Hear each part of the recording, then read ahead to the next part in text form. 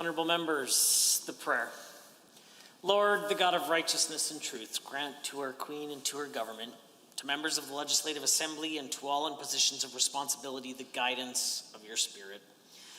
May they never lead the province wrongly through love of power, desire to please, or unworthy ideas, but laying aside all private interest and prejudice, keep in mind their responsibility to seek to improve the condition of all. Please be seated.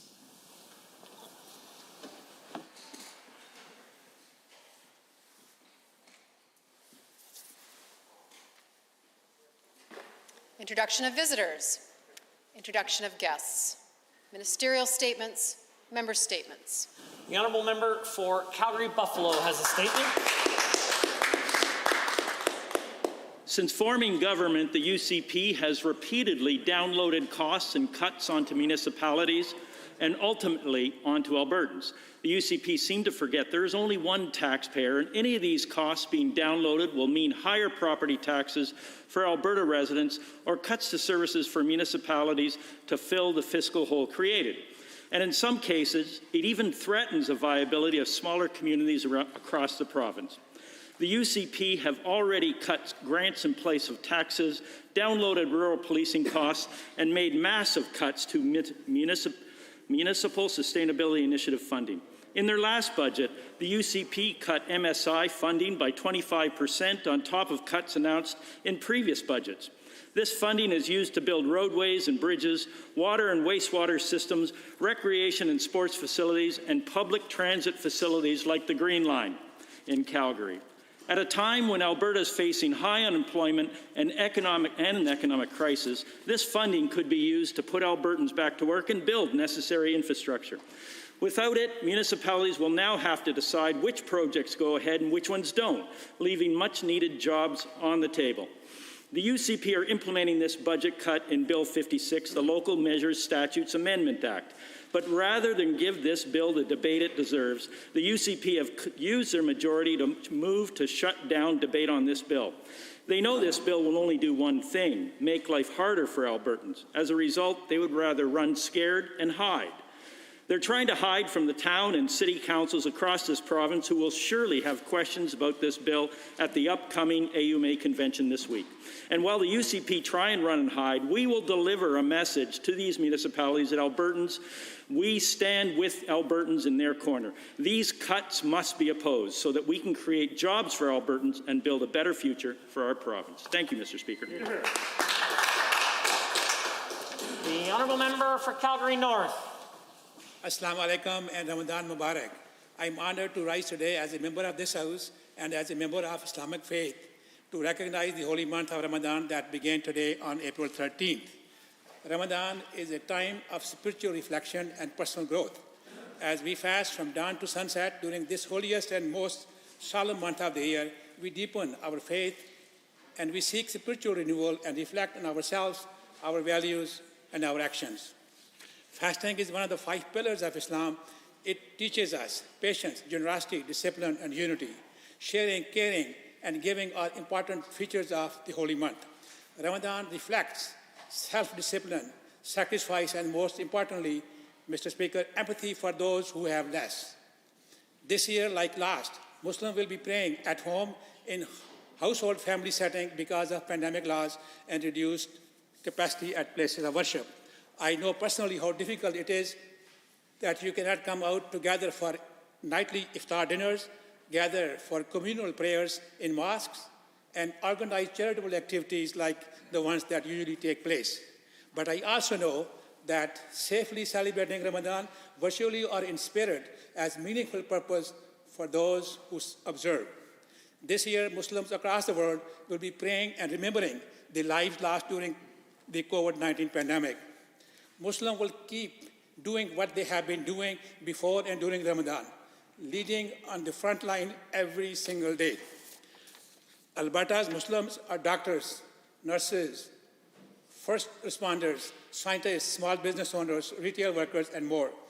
Let this be a time for all Albertans, regardless of their cultural or religious backgrounds, to join those marking Ramadan by remembering the less fortunate and celebrating acts of kindness and charity. For everyone here in Alberta, across Canada, and around the world, may I wish a blessed and peaceful Ramadan. Ramadan. The honourable member for Calgary Falconridge. Shriman speaker ਜੀ, Canada ਦੇ ਵਿੱਚ ਅਪ੍ਰੈਲ ਦਾ ਮਹੀਨਾ ਸਿੱਖ heritage ਮਹੀਨੇ ਦੇ ਤੌਰ ਤੇ ਮਨਾਇਆ ਜਾਂਦਾ ਹੈ। ਇਸ ਮਹੀਨੇ ਦੇ ਦੌਰਾਨ ਪੂਰੇ ਭਾਰਤ ਦੇ ਵਿੱਚ, ਪੂਰੇ ਵਿਸ਼ਵ ਦੇ ਵਿੱਚ ਸਿੱਖ ਵਸਦੇ ਹੋਏ ਪੂਰੇ ਇੱਕ ਖਾਲਸਾ ਪੰਥ ਦੀ ਜਿਹੜੀ ਸਥਾਪਨਾ ਹੋਈ ਸੀ, ਉਸ ਦੇ ਦੌਰ ਤੇ ਸਾਰੇ ਸਿੱਖ ਇਸ ਮਹੀਨੇ ਨੂੰ ਮਨਾਉਂਦੇ ਨੇ। ਵਿਸਾਖ ਦੀ ਸੰਗਰਾਂਦ ਦੇ ਵਿੱਚ ਇਸੇ ਹੀ ਦਿਨ ਦਸਮ ਪਾਤਸ਼ਾਹ ਸ਼੍ਰੀ ਗੁਰੂ ਗੋਬਿੰਦ ਸਿੰਘ ਜੀ ਨੇ 1699 ਈਸਵੀ ਵਿੱਚ ਅਨੰਦਪੁਰ ਸਾਹਿਬ ਦੀ ਧਰਤੀ ਤੇ ਖੰਡੇ ਵਾਟੇ ਦਾ ਅੰਮ੍ਰਿਤ ਛਕਿਆ ਸੀ ਤੇ ਪੰਜ ਪਿਆਰੇ ਸਾਜੇ ਸਨ। ਉਹਨਾਂ ਹੀ ਪੰਜ ਪਿਆਰਿਆਂ ਤੋਂ ਅੰਮ੍ਰਿਤ ਛਕ ਕੇ ਸਿੱਖ ਪੰਥ ਦੀ ਸਾਜਨਾ ਕੀਤੀ ਸੀ। ਉਸੇ ਦਿਨ ਵਾਹ ਗੁਰੂ ਗੋਬਿੰਦ ਸਿੰਘ ਦੇ ਨਾਂ ਤੋਂ ਗੋਬਿੰਦ ਰਾਏ ਤੋਂ ਗੋਬਿੰਦ ਸਿੰਘ ਬਣੇ ਸਨ। ਅੰਮ੍ਰਿਤ ਦੀ ਦਾਤ ਦੇ ਕੇ ਗੁਰੂ ਸਾਹਿਬ ਨੇ ਸਮੇਂ ਦੀ ਹਕੂਮਤ ਵੱਲੋਂ ਲਤਾੜੀ ਲੁਚਾਰ ਲੁਕਾਈ ਵਿੱਚ ਜਬਰ ਜ਼ੁਲਮ ਅਤਿਆਚਾਰ ਬੇਇਨਸਾਫੀ ਦੇ ਖਿਲਾਫ ਲੜਨ ਦਾ ਇੱਕ ਅਨੋਖਾ ਜਜ਼ਬਾ ਭਰਿਆ ਸੀ। ਪੰਜ ਟਕਾਰ ਕੰਡਾ ਕੜਾ ਕੱਚਾ ਕਿਰਪਾਨ ਜਿਹਾ ਟਕਾਰ ਦੇ ਕੇ ਇੱਕ ਵਿਲੱਖਣ ਕੌਮ ਦੀ ਸਿਰਜਣਾ ਕੀਤੀ ਸੀ, ਜਿਸ ਨੇ ਸਮੇਂ ਤੇ ਦਲੇਰੀ ਨਿਡਰਤਾ ਸਬਰ ਸੰਤੋਖ ਨਾਲ ਜ਼ੁਲਮ ਦਾ ਟਾਕਰਾ ਕੀਤਾ ਸੀ। ਇਹ ਉਹੀ ਸਿੱਖ ਕਮਿਊਨਿਟੀ ਆ ਜਿਸ ਨੇ ਸੂਰਮੇ ਭਗਤ ਸਿੰਘ ਕਰਤਾਰ ਸਿੰਘ ਤੇ ਜਾਂ ਉਦਮ ਸਿੰਘ ਵਰਗੇ ਸੂਰਮੇ ਜੰਮੇ ਸਨ, ਜਿਨ੍ਹਾਂ ਨੇ ਹਿੰਦੁਸਤਾਨ ਨੂੰ ਗੁਲਾਮੀ ਦੀਆਂ ਜਟੀਰਾਂ ਦੇ ਵਿੱਚੋਂ ਬਾਹਰ ਕੱਢਿਆ ਸੀ। ਇਹ ਉਹੀ ਸਿੱਖ ਕਮਿਊਨਿਟੀ ਆ ਜਿਸ ਨੇ ਹਿੰਦੁਸਤਾਨ ਨਹੀਂ ਸਾਰੇ ਸੰਸਾਰ ਦੇ ਵਿੱਚ ਇਨਕਲੂਡਿੰਗ ਵਰਲਡ ਵਾਰ 1 ਜਿਹੜੀ ਅਸੀਂ ਪਹਿਲੀ ਲੜਾਈ ਆ ਉਸ ਦੇ ਵਿੱਚ ਕੈਨੇਡੀਅਨ ਸਿੱਖਾਂ ਦਾ ਰੋਲ ਪੂਰਾ ਕੀਤਾ ਸੀ। ਜੇ ਜੌਨ ਬਾਬੂ ਦੀ ਗੱਲ ਕੀਤੀ ਜਾਵੇ, ਸ਼ਹੀਦੀਆਂ ਦਿੱਤੀਆਂ। ਇਹ ਦਿਨ ਸਾਡੇ ਹਿੰਦੂ ਤੇ ਮੁਸਲਮਾਨ ਭਰਾਵਾਂ ਲਈ ਵੀ ਬਹੁਤ ਦੂਰ ਹੈ। ਅਖੀਰ ਵਿੱਚ ਮੈਂ ਕਹਿਣਾ ਚਾਹੂੰਗਾ, ਵਾਹਿਗੁਰੂ ਜੀ ਕਾ ਖਾਲਸਾ, ਵਾਹਿਗੁਰੂ ਜੀ ਕੀ ਫਤਿਹ। ਧੰਨਵਾਦ। Honourable members, my apologies to the honourable member for Calgary Falconridge. The member did provide interpretations that are on the table. I had told him I would mention it previously and I had forgotten, so my apologies. But there are translations. Should you wish one, feel free to grab one or raise your hand and the page will deliver one. The honourable member for Edmonton West Henday. Mr. Speaker, people are struggling through this pandemic and so many Albertans have stepped forward to help us through it, but these same Albertans need to be supported too. The UCP says that they're thankful for healthcare workers, doctors, teachers, and everyone on the front lines for their work, but actions speak louder than words, and the UCP's actions tell a much different story. The UCP have made it clear that they plan to fire 11,000 healthcare heroes once the health crisis is over and chose to go to war with doctors when we needed them most. Throughout this pandemic, it's been clear that we should do everything in our power to ensure students and staff in our schools are safe. But at the onset of the pandemic, the UCP chose to fire 20,000 educational support staff. After dragging their feet until the 11th hour, the UCP finally introduced the critical worker benefit, but so many Albertans were deemed not critical enough to qualify. Our NDP caucus has been calling for bold action throughout this crisis to ensure Albertans feel supported through these unprecedented times. We called out the government for failing to provide the critical worker benefit to all critical workers.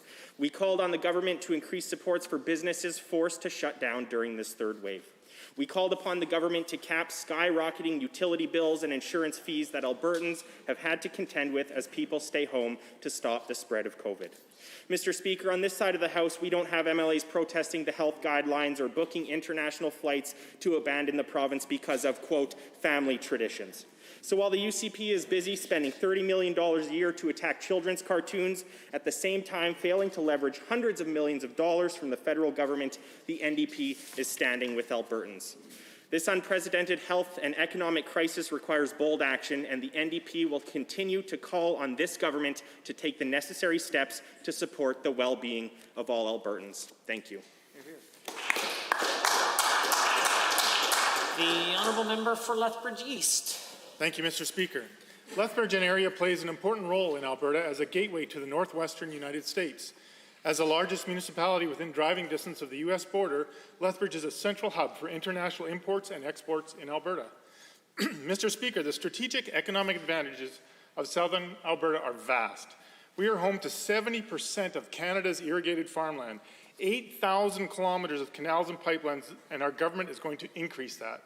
$815 million of capital investment will add another 200,000 acres of irrigated land, increasing the profitability for 4,470 farms and growing the $8 billion annual activity. Mr. Speaker, did you know that there are approximately 1 million head of cattle in southern Alberta and that we average 320 days of sunshine every year? Our commodities include not only potatoes, sugar beets, barley, canola, grain, hemp, beef, pork, and chicken, but also value-added food products like French fries, potato chips, sugar, and pasta. On top of agri-food, Lethbridge's manufacturing plants have an international and global presence with products from aircraft engines to cargo trailers. To bring these products to national and international markets, Lethbridge is centrally located, linking highways 2, 3, 4, 5, with Highway 3 receiving $150 million of strategic investments for its twinning.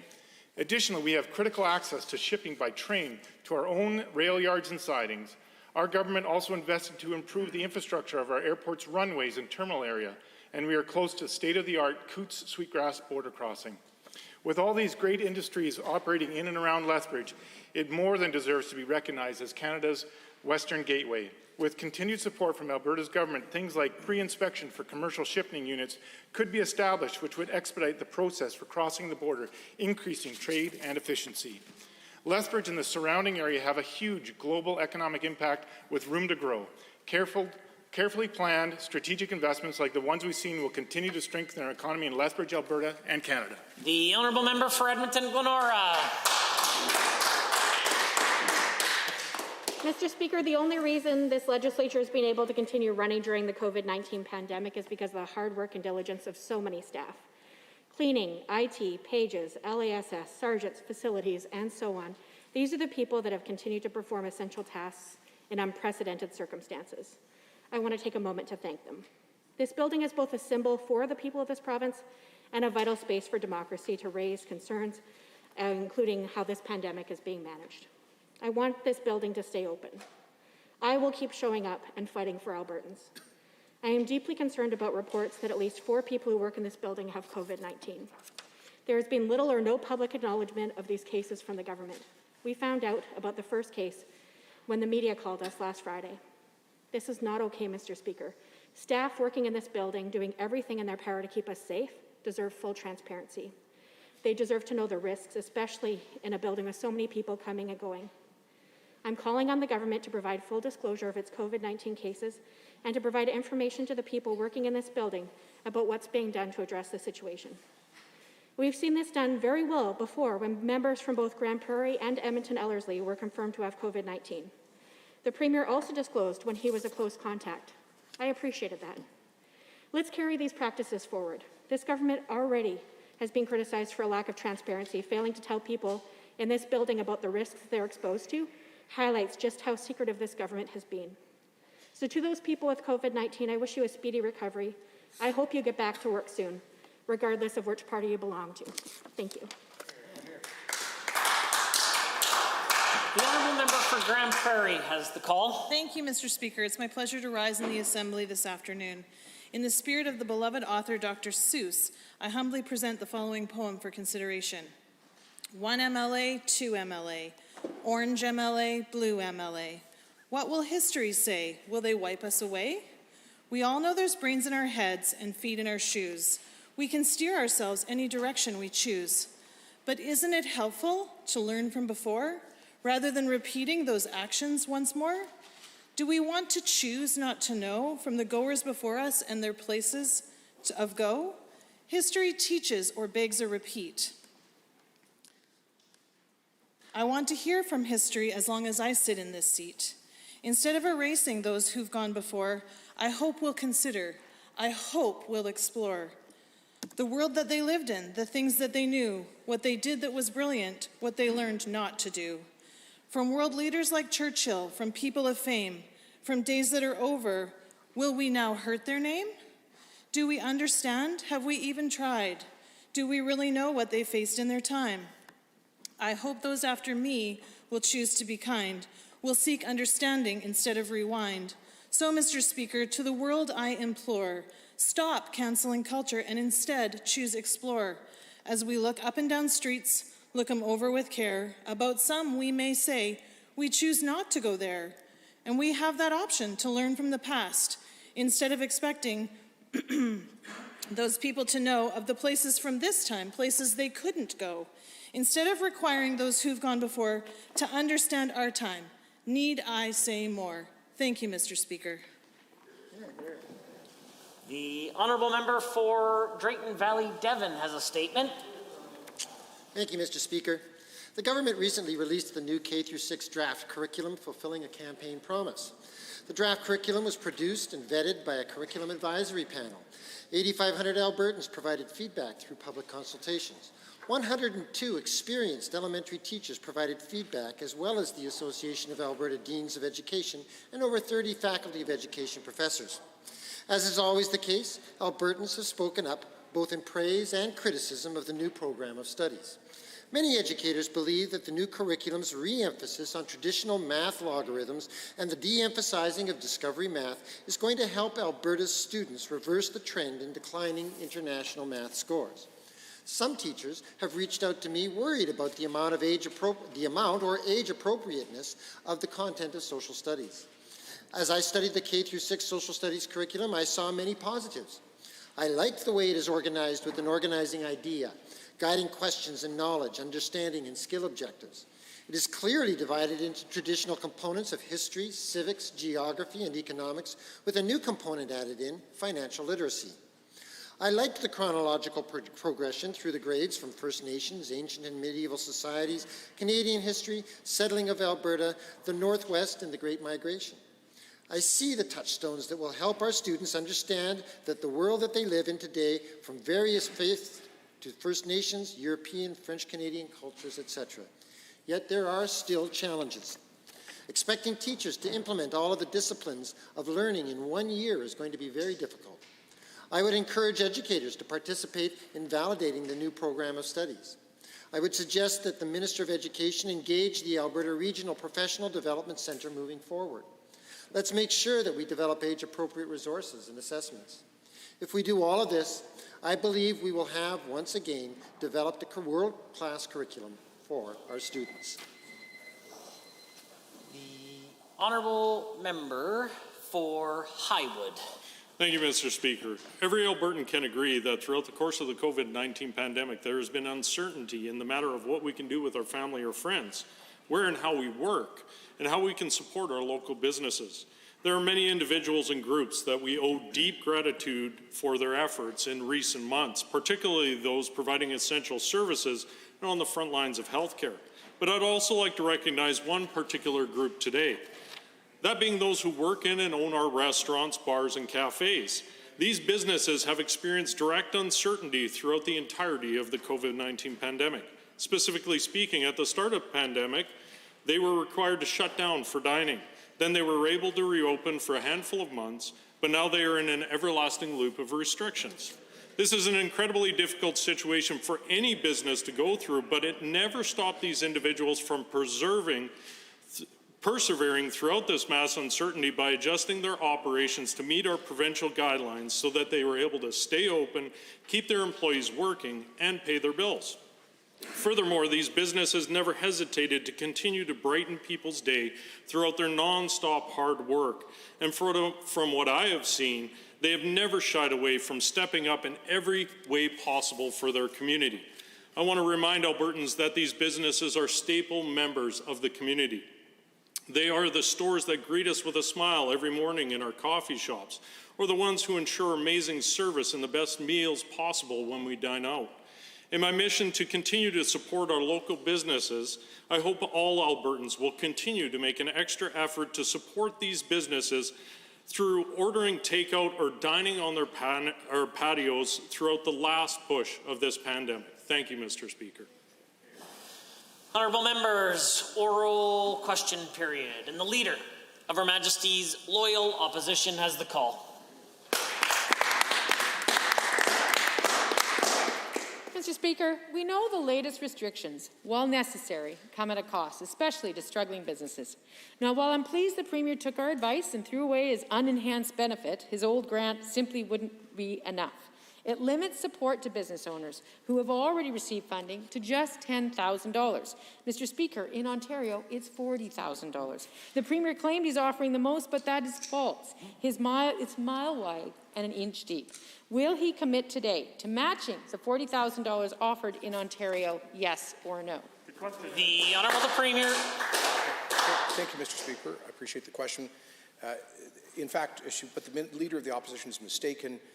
The total amount being offered to Alberta small and medium-sized businesses to cope with COVID is $30,000. This is an additional $10,000 tranche being offered today for businesses that have suffered a 30% or more revenue decline since the pandemic began. And we're expanding it to include taxis and ride-sharing services and others. Mr. Speaker, this makes Alberta the most generous province in Canada on a per capita basis with respect to direct cash support for affected small businesses. The Honourable Leader of the Opposition. Well, Mr. Speaker, the fact is that Ontario offers $40,000, and in fact, this is the biggest wave of the waves, and so giving just $10,000 isn't going to be enough. Now, our caucus has had multiple town halls with hundreds of small business owners, and they've also asked for the following: direct utility relief, commercial rent support, expanded lines of credit, reduced insurance premiums, and a cap on fees charged by delivery apps, especially important for restaurant owners. Businesses need these supports. They've been asking for them for months. What are the delays? The Premier. Well, there's no delay, Mr. Speaker. In fact, Alberta was, I believe, the first province to roll out direct cash support for small businesses affected by both the pandemic and the associated recession. We have provided already over $600 million in direct cash support, in addition to now the $350 million in today's announcement. In addition, Mr. Speaker, we paid for half of the WCB premiums. That's cost us over $200 million over the course of the past year, in addition to tax and fee abatements and participating in co-funding the federal commercial rent assistance program. The Leader of the Opposition. Hasn't addressed the list I just outlined, but speaking of WCB, you only pay it if you've got employees, and there are roughly 50,000 Albertans who just lost their jobs on Friday. In 2 weeks, another 200,000 post-secondary students will finish their studies and struggle to find work while being ineligible for federal supports. And yesterday, MNP reported that more than half of Canadians are within just $200 of not being able to pay their bills. All this to say, Mr. Speaker, that working people need support too. Last week, we proposed another round of emergency payments for those Albertans. Will the Premier help them, yes or no? The Premier. Well, Mr. Speaker, with respect to people who may have lost jobs as a result of public health measures last week, let's put this in perspective. Had the NDP been in office during this pandemic, none of them would have been working in the first place because they wanted to shut down the restaurants hard, and most of our businesses, from day one, in a hard lockdown, it would have been catastrophic for those people. Mr. Speaker, with respect to support, of course, the federal government has provided CERB and now the EI enhanced benefit, which is a direct cash support. We, of course, have seen additional income assistance support through Alberta, and will continue to provide that. The Honourable Member for Edmonton Northwest has a question. Well, thank you, Mr. Speaker. First, this Premier cut post-secondary funding, and now we see just how much students will pay the price. Some programs at the University of Alberta are being recommended for a tuition increase of up to 104%. These include business, pharmacy, law, and dentistry programs, and more.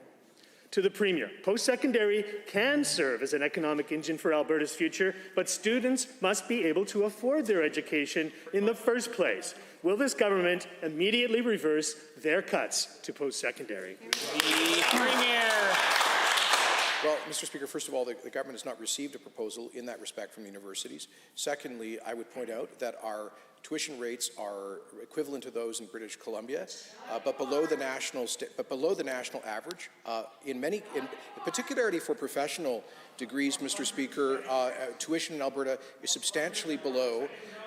But, Mr. Speaker, it's odd to hear a party of the left asking for working people to pay more in taxes as an upward transfer of wealth to people who will benefit from professional degrees all their lives? The honourable member for Edmonton Northwest. Well, you know, that's interesting, Mr. Speaker, because Andrew Batiki, a third-year engineering student at the U of A, he joined me at a press conference earlier today, and he said that there would be no way that he would have been able to afford these tuition costs now being proposed for the program in which he is enrolled. He is among so many students calling for the Premier to step up and actually support post-secondary.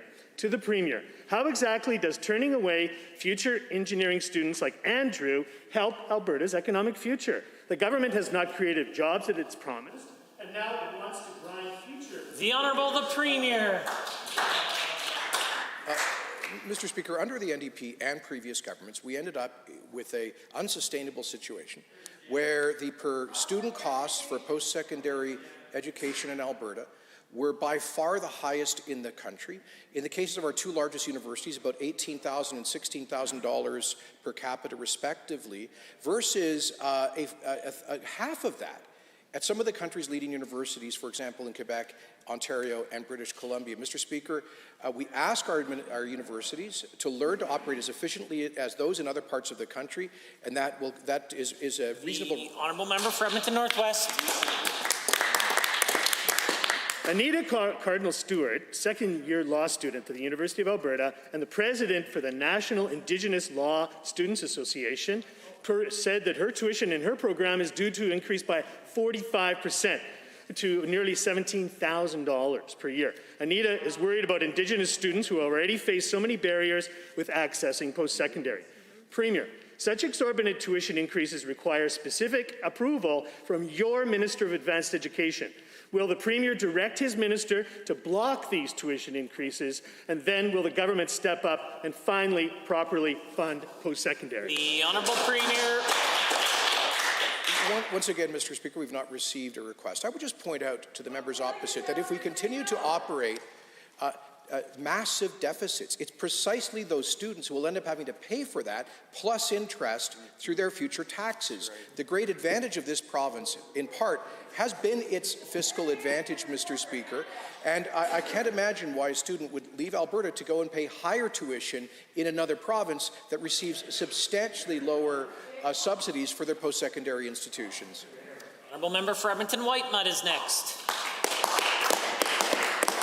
Mr. Speaker, childcare providers are doing everything in their power to keep their doors open and to keep children they care for safe during the third wave of COVID-19, which we know could be the worst yet. They need help from this government. Today, I've issued a call for rapid testing for all childcare programs, a new investment in PPE, an extension to the federal wage subsidy for childcare workers, additional funding for parents who have to pull their kids from childcare due to COVID, and a plan from this government for contingency funding to support centres forced to shut down. To the Premier, will the government introduce new supports to help childcare operators to get through the third wave? Yes or no? The Honourable Minister of Children's Services. Thank you very much, Mr. Speaker. And first, I do want to thank all of the child care, out-of-school care, and preschool providers, as well as day home operators right across the province for the outstanding job that they've done over the past year during unprecedented circumstances and times to make sure that both educators and children and their families remain safe and healthy. I also want to acknowledge the tireless work that they have done to adhere to the guidelines put forward by the Chief Medical Officer of Health. Now, we did provide over $110 million in funding over the last year, which was very much welcome. We will continue to listen to their needs and address PPE for the one center. The Honourable Member for Edmonton Whitemud. Well, they don't need thanks, they need help. Mr. Speaker, we know the new variant strains of COVID-19 have a more serious impact on children. We know many parents are concerned about the safety of their children when they drop them off each and every day. And we know that childcare operators are doing everything they can to care for these kids during the pandemic. We also know the government is finally, after months of stalling, bringing rapid tests forward to hundreds of Alberta schools. To the Premier, why isn't the rapid testing being offered at childcare programs? Will you rectify this immediately? The Honourable the Minister of Children's Services. Thank you very much, Mr. Speaker. And as I was just saying at the end of my last response, we will continue to listen to the needs of childcare operators right across the province. I do understand that one centre has asked for PPE through the ministry. We will step up to work with that one centre to get them the PPE they need. When it comes to rapid testing, Mr. Speaker, we do rely on the guidance of medical health experts and our Chief Medical Officer of Health. We do, in fact, know that childcare centres and operators have done a great job of keeping kids and families safe, and will continue to take our guidance from the health experts. The Honourable Member. Well, I'm glad the minister's listening to one provider. She needs to listen to them all. Mr. Speaker, the government provided $3.2 million for PPE to childcare programs last summer in advance of the second wave. There's just one problem. That money is gone. The Premier is warning we'll get 2,000 new cases of COVID per day, including hundreds of cases involving 2 contagious variants.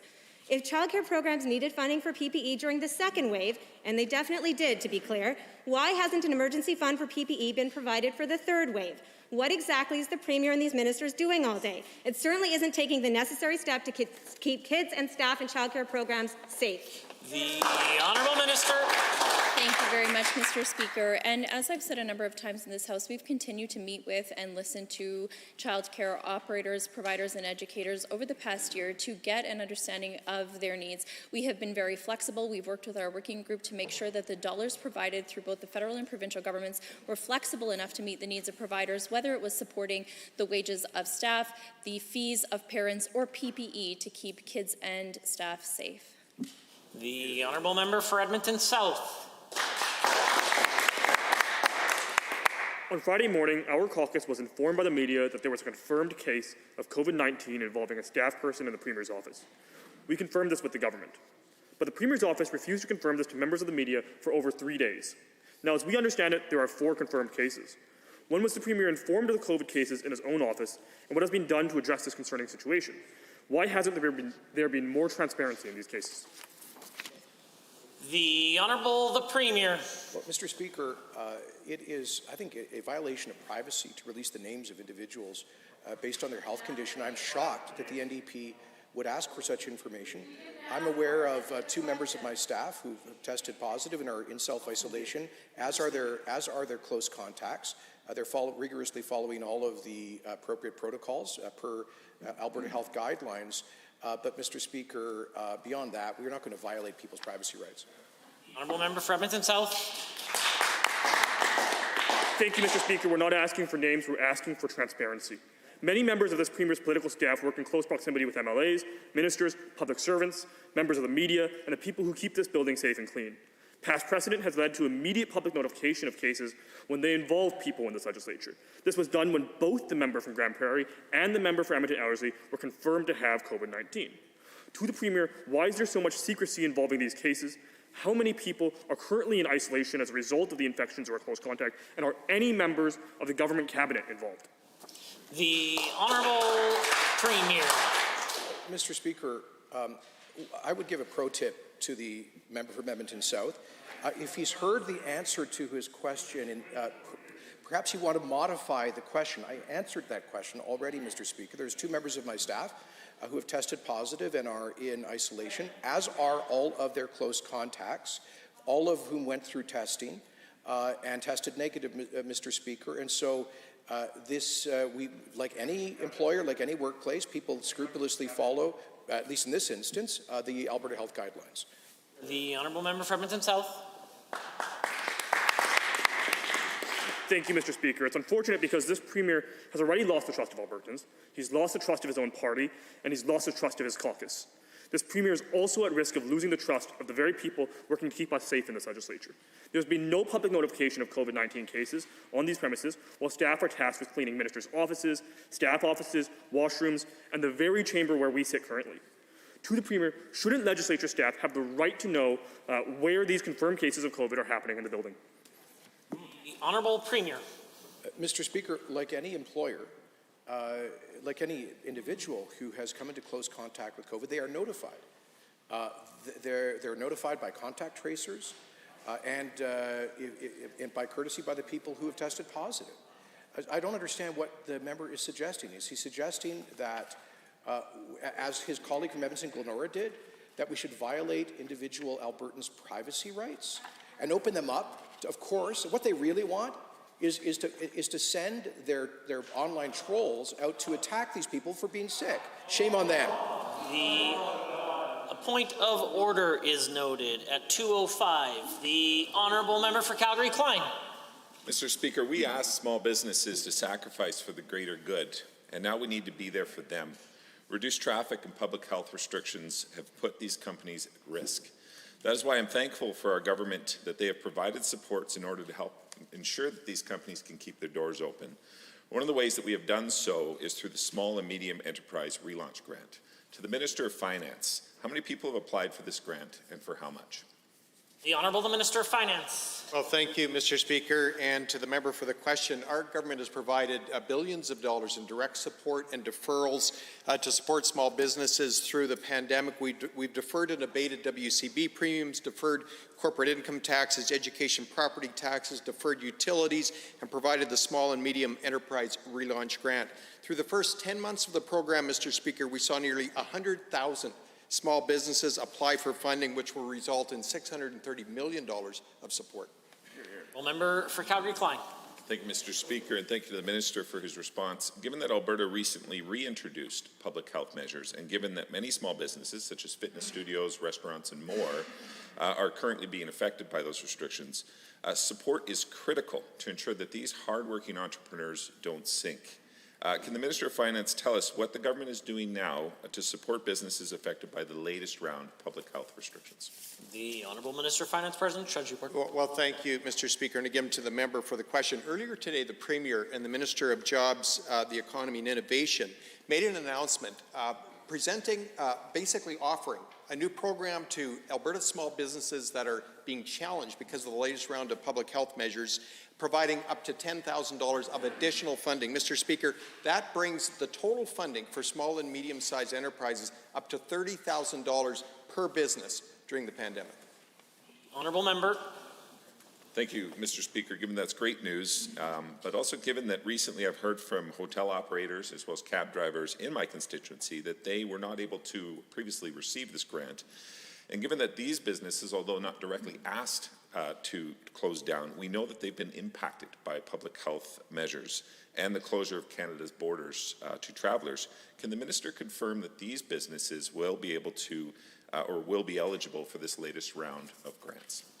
The Honourable Minister of Finance. Well, thank you, Mr. Speaker. I can confirm that hotels, taxi drivers, and rideshare drivers that were previously ineligible for funding, Mr. Speaker, will now be eligible under this round of the small and medium-sized business relaunch grant. Mr. Speaker, we expect that approximately 50,000 businesses will be eligible for funding in this latest round of grants, and we encourage any businesses that are experiencing a direct impact from public health measures to apply for support once the program intake opens next week. The Honourable Member for Edmonton Castle Downs. As COVID cases skyrocketed across the province and variants became the dominant strain, the Premier promised Albertans that it would still be the, quote, best summer in Alberta history. Just yesterday, he promised that festivals will be able to go ahead, including the Calgary Stampede. Moments later, the Edmonton Folk Festival announced this year's festival will be cancelled. It looks like summer is already off to a bad start. What is the government doing to support these summer events that create jobs and provide a big boost to local economies? I'm told they're doing virtually nothing. The Honourable the Premier. Well, Mr. Speaker, I can't think of a statement that better typifies the NDP than that kind of down-talking of Alberta, the effort to create more fear and hopelessness and despair, the pessimism. Mr. Speaker, they are the party of pessimism. Alberta's government has taken extraordinary action to support not just businesses but nonprofit organizations. Throughout this crisis, there is a dedicated team at Alberta Public Health working with major event organizers to do everything possible to ensure that they can stage particularly outdoor events on a limited basis this summer. The Honourable Member for Edmonton Castle Downs.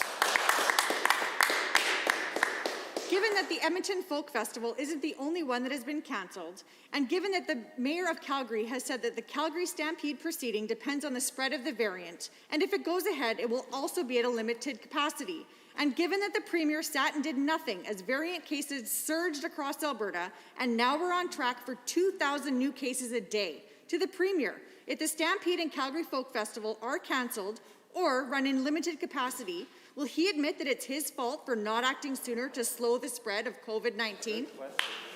The Honourable Premier. So we've shifted from classic NDP pessimism to classic NDP blame game. Mr. Speaker, when will they get it through their socialist heads that no one is to blame for COVID? And when they say that Alberta has done nothing, do you know 4.4 million Albertans have made extraordinary sacrifices to try to control the spread.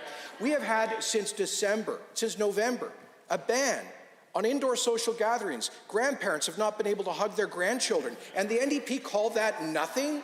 Mr. Speaker, shame on them. The Honourable Member.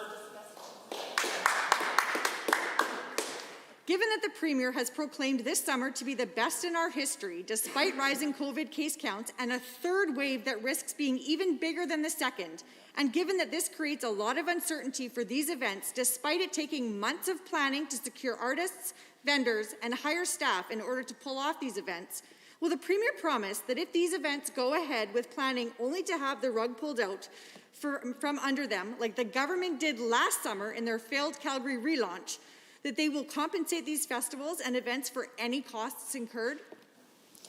The Honourable Premier. Boy, Mr. Speaker, it must be pretty depressing to get up every morning with that kind of pessimism in your head. You know something? We're administering tens of thousands of vaccines every day. If we finally start getting adequate supplies from their friends in Ottawa, we'll have every adult Albertan who wants a vaccine inoculated by the end of June.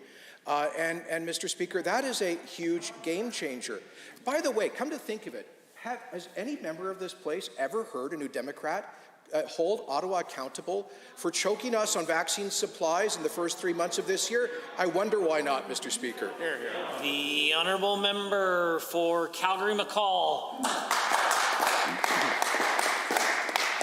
Thank you, Mr. Speaker. I would like to start by thanking those businesses who have acted responsibly during this pandemic to save lives and stop the spread of COVID-19.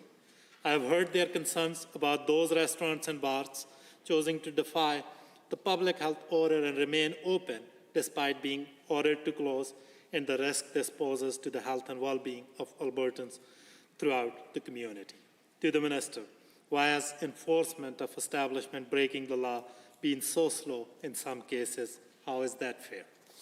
The Honourable Minister of Health. Well, thank you, Mr. Speaker. And first, let me reiterate what both I and Premier have said many times, which is that enforcement is not up to politicians. Enforcement is up to the EPOs, or so the executive officers in AHS who enforce within environmental public health, enforce public health measures, as well as the police agencies throughout the province.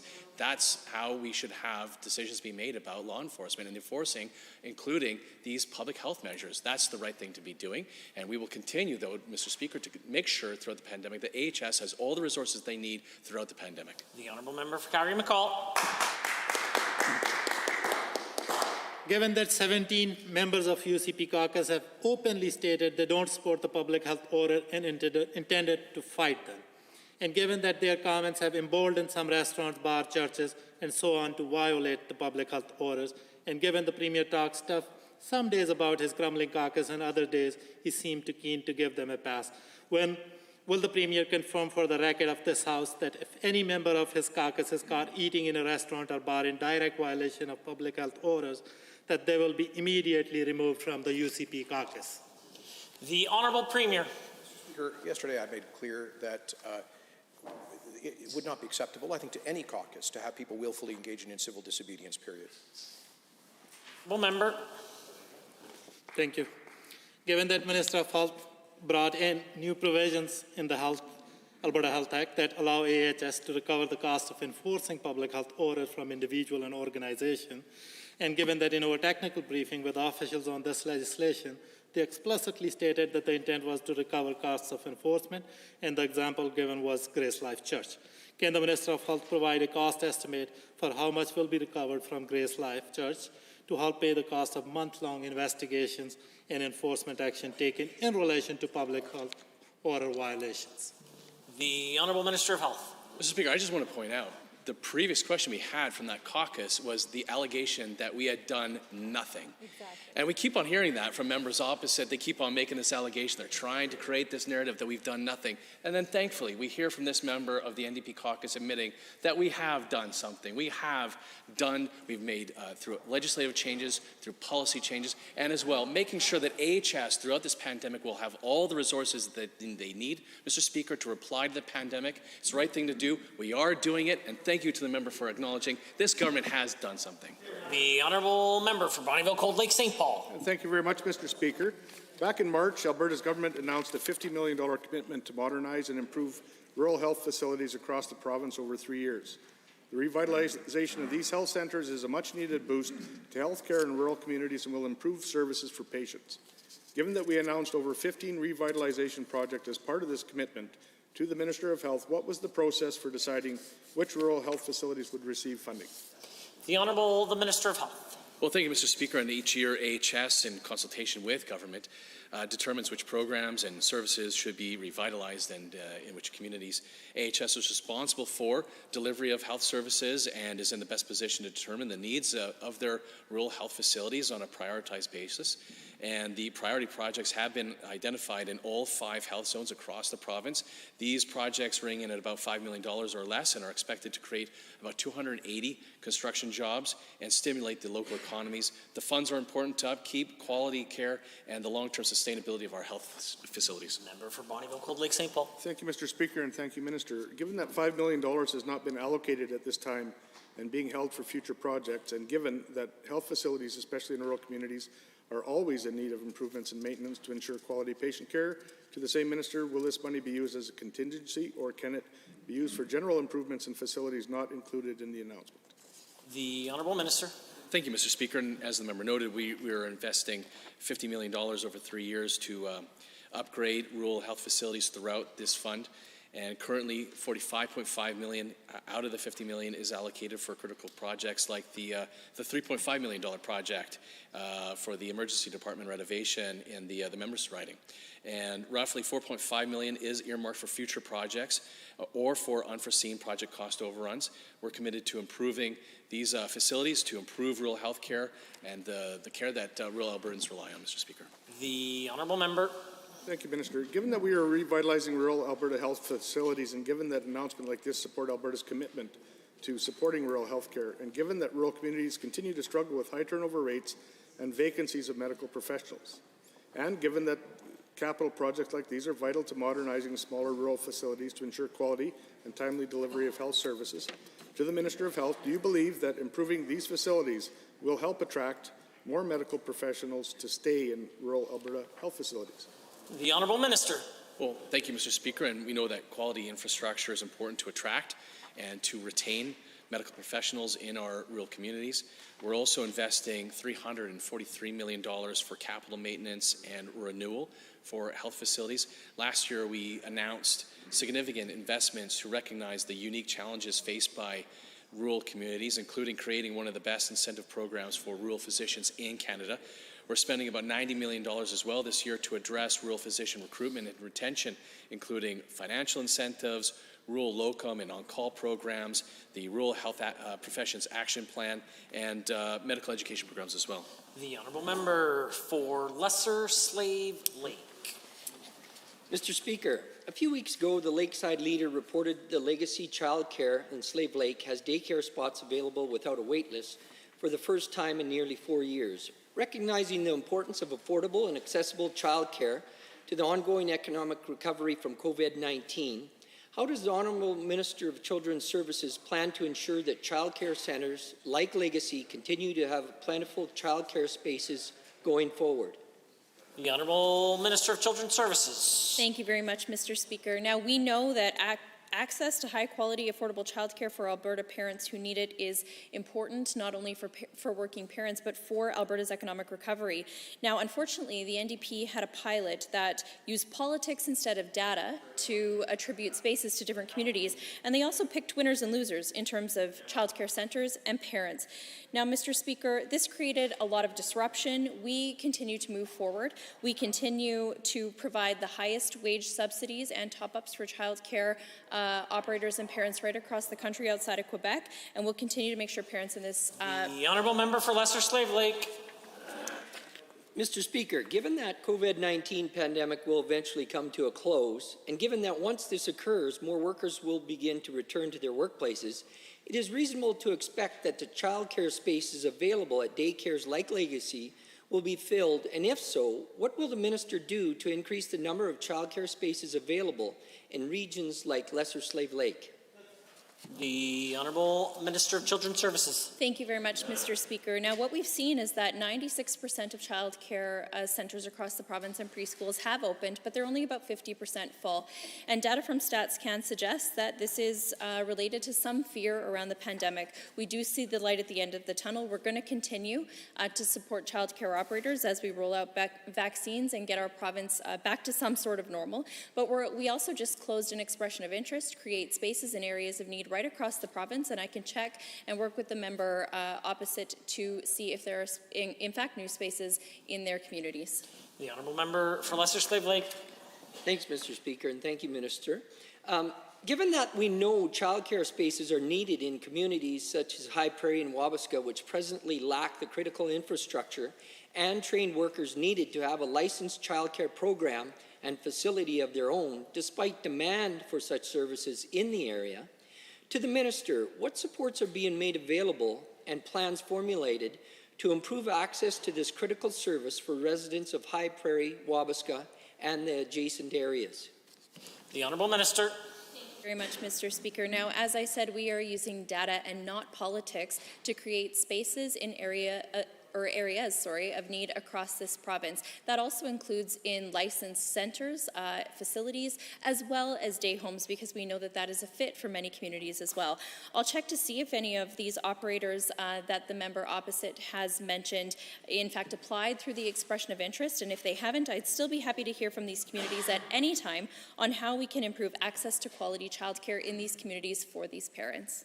The honourable member for Edmonton City Centre. Thank you, Mr. Speaker. We're well into the third wave of the pandemic and the variants are taking over. Case counts are skyrocketing, hospitalizations are up, and younger Albertans are getting sick. In the Premier's words, it's a race between the vaccines and the variants. Well, right now, we're losing. Albertans are rightfully concerned. They want information. But unlike virtually every other province, daily health briefings by Dr. Hinshaw are non-existent. A simple question to the Minister of Health. We're in an incredibly challenging spot, like we were in Wave 2. What's happened to Dr. Hinshaw's daily briefings? The Honourable Minister of Health. Mr. Speaker, Dr. Hinshaw continues to make herself available to the media. She'll continue to do so on an ongoing basis.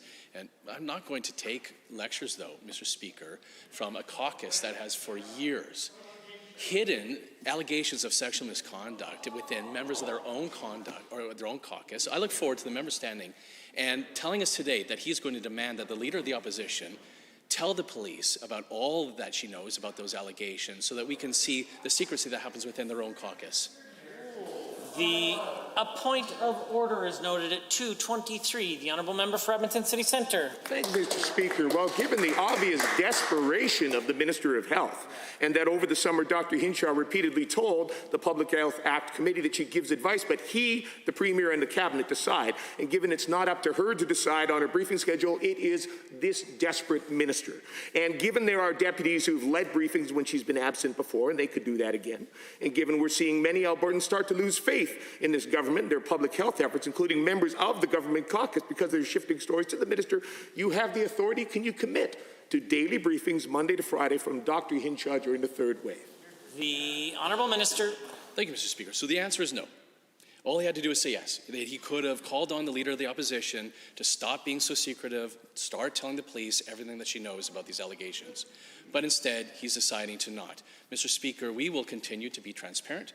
We will continue to make sure that Dr. Hinshaw is making herself available to the media, whether through the press conferences or otherwise answering many of the media requests also that we get through email and by telephone to make sure that Albertans, and as well through all the information that we disclose on the public website at alberta.ca.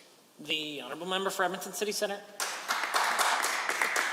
Well, Mr. Speaker, given the shameless behavior from the Minister of Health during the third wave of the pandemic, outbreaks of new variants and 100 cases in a single school, and given these variants spread significantly faster and easier, which means providing up-to-date, localized information is more important than ever. And only answering questions from media twice a week is entirely unacceptable and not what Albertans deserve.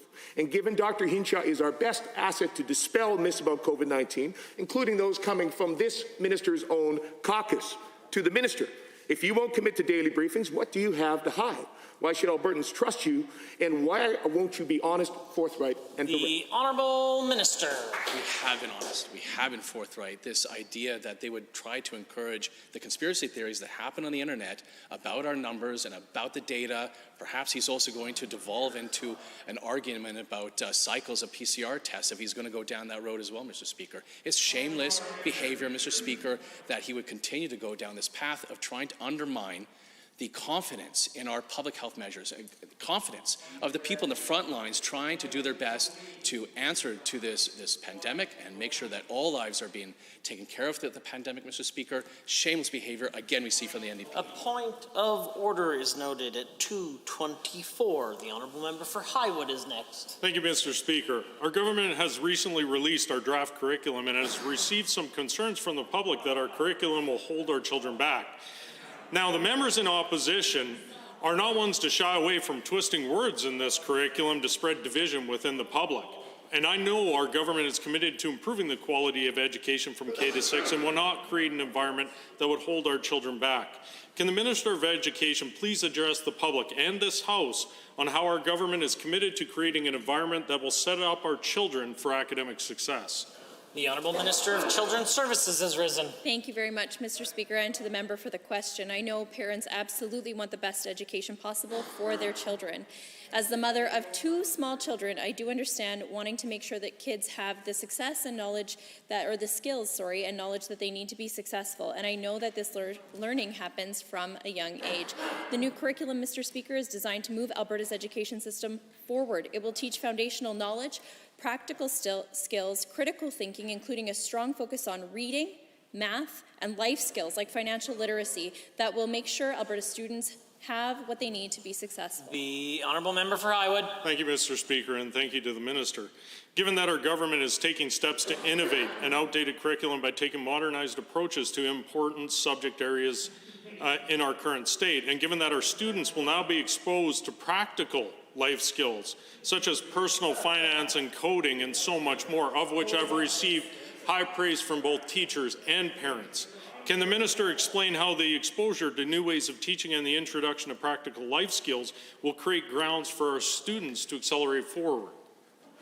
The Honourable Minister of Children's Services. Thank you very much, Mr. Speaker. Now, if the challenges of the past year have taught us anything, it's that our ever-changing world is connected more than ever, and we want our children to have the skills and knowledge they need to navigate through it. Mr. Speaker, we need to prepare students for real life and real-world problems. That's why learning practical skills like budgeting, public speaking, and digital skills are very important, and they're found in this curriculum, Mr. Speaker. By teaching these concepts from a young age, students will build their knowledge throughout the years that will follow. The Honourable Member.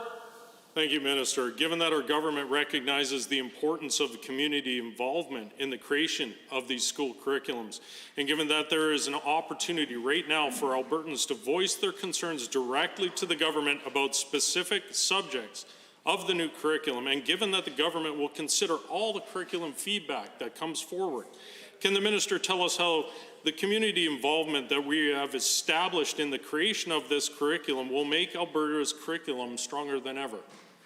Minister of Children's Services. Thank you again, Mr. Speaker. The draft K-6 curriculum is currently in a year-long review and consultation process, and unlike the process of the NDP, this process is transparent, Mr. Speaker. All Albertans, including parents, teachers, subject matter experts, they will have a year to engage and provide feedback on this draft curriculum. We want to hear from everyone across the province, as their feedback will be critical as we move forward with piloting and eventually implementing this curriculum. I encourage all Albertans to visit www.alberta.ca/curriculum and participate in the survey. The Honourable Member for Edmonton Gold Bar has a question. Alberta families have been using this pandemic as an opportunity to explore Alberta's beautiful outdoors. Our Campsites are seeing record attendance, and rather than embracing and encouraging Albertans to use the natural landscapes of our province, the UCP now sees this as the best time to gouge Albertans. Just yesterday, the Environment Minister announced his plan to make it more expensive for families to visit public lands. $20 for a 3-day pass and $30 for an annual pass. Can the Minister explain why he thinks the third wave of a pandemic is the best time to pick the pockets of Albertans?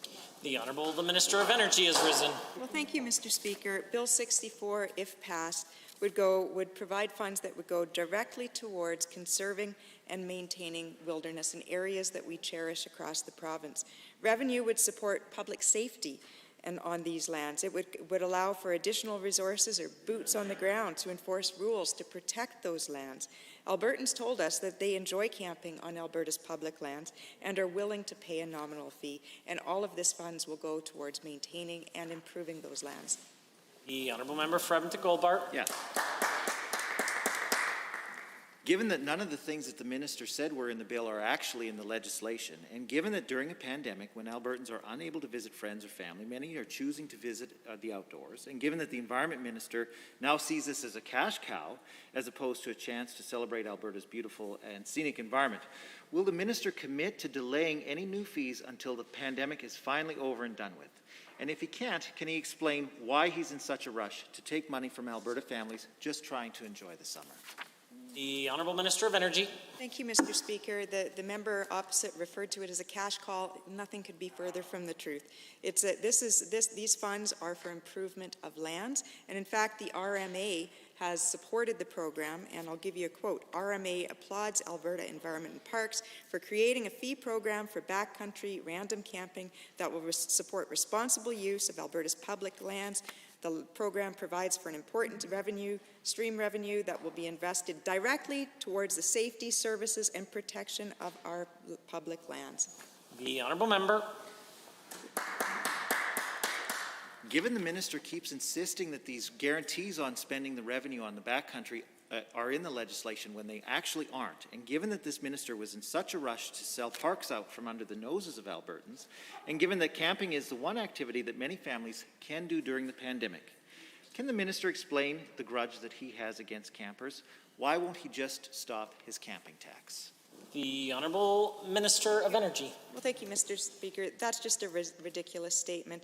If passed, this legislation will enable government to collect a very nominal fee for recreation on public lands. In turn, this investment would go directly back towards improving the lands, making the experience better, improving the lands, and investing in the areas and environment that Albertans cherish. The Honourable Member for Edmonton Ellerslie is next. Mr. Speaker, I think most people would agree that kids should learn about their country's history. But in the new proposed curriculum, Indigenous history and perspectives are not discussed until at least grade 3. The Canadian government stole children from their families and put them in residential schools at a very young age. But will children today learn about residential schools? Not until grade 5.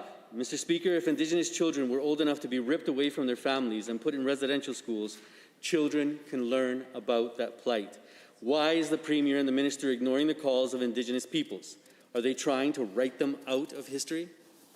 The Honourable Minister of Children's Services. Thank you, Mr. Speaker, and nothing could be further from the truth. The First Nation, Métis, and Inuit content that is so important, as the member opposite just noted, will be taught in every single grade in the grade K to 6 curriculum.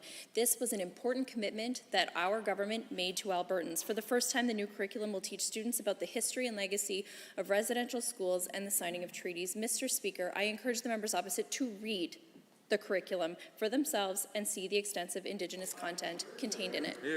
The Honourable Member for Edmonton Ellerslie. As we know, the truth is in the details, and that's what I was pointing out.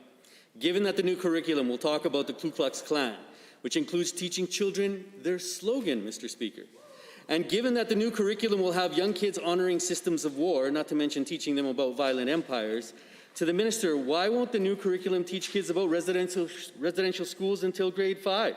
Please don't try to tell me it's because it's too violent or disturbing, not when there's sympathetic language about the KKK in the new curriculum.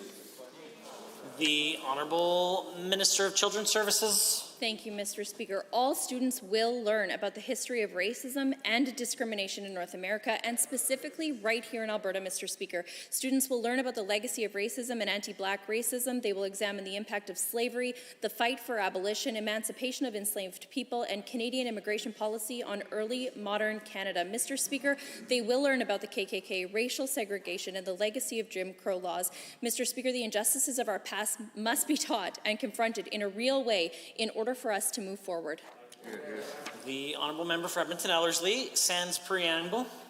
Given that Indigenous people across Alberta are calling for more of their history and perspectives to be taught in the new curriculum, and given that the rich and diverse history of Indigenous peoples is part of Alberta's history and that children should learn about it, and given that Indigenous children living in Alberta have to learn about settlers and the fur trade before learning about their own history and perspectives, and given that this government has a duty to implement reconciliation with Indigenous peoples, which involves teaching kids about the rich and diverse history of Indigenous people. Minister, why is a Eurocentric view being prioritized over Indigenous people? Put a stop to this now and go back and actually consult with Indigenous leaders. The Honourable Minister of Children's Services. Mr. Speaker, as I have already said, this is important content and it is included in the curriculum. And Mr. Speaker, I do want to quote former Grand Chief Wilton Littlechild, who was a commissioner on the Truth and Reconciliation Commission of Canada and believes that this curriculum is consistent with the Truth and Reconciliation Commission. And I quote, "Education in general is the key to reconciliation, and with the work done to date, it is consistent with the United Nations Declaration in the promotion of respectful relationships between citizens." Quote, "As a chief, I am honored to be a validator to the new education curriculum and look forward to its transforming and positive change." Honourable member for Central Peace Notley has a question. Thank you, Mr. Speaker. Albertans are hardworking people. In rural Alberta, they work long days and nights in our agriculture industry to put food on the plates of people around the world. There are those who work in our oil and gas industry to keep Albertans' homes heated, powered, and provide energy for many other countries. The hard work done in forestry and other industries are also helping the world. Rural-based businesses are at the forefront of developing new, innovative, and sustainable practices that have become the standard for industry in technology, environmental stewardship, and business as a whole. Will the Minister of Jobs, Economy and Innovation tell us what the ministry is doing so that rural Alberta can attract much-needed new investment so they can continue to do their good work? The Honourable the Minister of Finance and the President of Treasury Board. Thank you, Mr. Speaker, to the member for this important question. Rural Alberta is one of the most innovative and entrepreneurial areas, not only in Canada, but in fact in the world. Every day, innovations and technologies are being created and put into practice across our province in every conceivable situation, in our energy sector, in agriculture, in tech, film, and manufacturing. Our Innovation Employment Grant helps support that research and development, and we've allocated $166 million over 3 years to it in Budget 2021. Honourable member for Central Peace Notley. Thank you, Minister. Given that there is recognition that rural Alberta should be promoted as an area for investors to bring in money, and given that rural Alberta is at the forefront of being one of the world leaders in strategic innovation, and this innovation creates jobs and opportunity, and given that this investment within rural Alberta will provide the province with significant economic development, helping build Alberta as a whole, can the Minister of Jobs, Economy and Innovation tell us how this investment is channeled where there is opportunity for investors?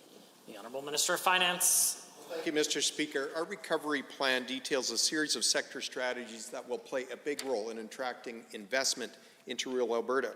Our energy sector will bring oil and gas investment, renewable investment, mining and clean tech investment. Our agriculture sector will bring value-added processing and manufacturing, new technology expansions through irrigation, and much more. Our manufacturing and logistics strategy will ensure that rural Alberta remains at the forefront of further expansions in capacity. Mr. Speaker, we're ensuring that rural Alberta will come out of this economic hardship stronger than ever. The Honourable member. Thank you, Minister. Given that rural Alberta is a large contributor to the province in revenue, jobs and taxes, and given that rural Alberta has the support of government in achieving innovative ways in production within each industry, and given that this support will lead to further the landscape of business development in rural Alberta for the betterment of the whole province, can a minister tell us how the government will be attracting continuous investment into rural Alberta? The Minister of Finance. Well, thank you, Mr. Speaker, and again to the member for the question. The Minister of Jobs, Economy and Innovation, in conjunction with Invest Alberta, will be pitching the incredible value proposition that we've created in this province, Mr. Speaker. That value proposition is already starting to draw attention from the investment community around the world. We're seeing investment decisions that mean real jobs, real capital, and wealth creation in this province. Rural Alberta will be a major part of that economic growth. The honourable member for Athabasca Barhead Westlock. Thank you, Mr. Speaker. Among all ridings in our province, there is one shared concern: crime. Arguably, this concern is significantly greater in rural ridings such as my own. In the past, rural crime plans implemented by the RCMP have made a real difference in some areas, but not all. Some rural communities are still facing increased rates of crime, with some even at near five-year highs. To the Minister of Justice and Solicitor General, what are you doing to assure that rural Albertans, that their families and their property are safe? The Honourable the Minister of Infrastructure has risen. Mr. Speaker, we heard loud and clear from Albertans that rural crime is threatening the shared prosperity of Albertans who live in rural communities. There are areas in northern Alberta where police response is measured in hours. In Calgary and Edmonton, typically it's 5 to 7 minutes. Just this month, rapid response went live. This means there are now hundreds more officers in rural areas standing by to assist RCMP in handling the calls and bring down the response times. Rapid response increases boots on the ground in emergency situations. The honourable member for Athabasca Barhead Westlock. Thank you, Mr. Speaker. In rural communities with smaller populations, crimes are often committed by the same person or group of people.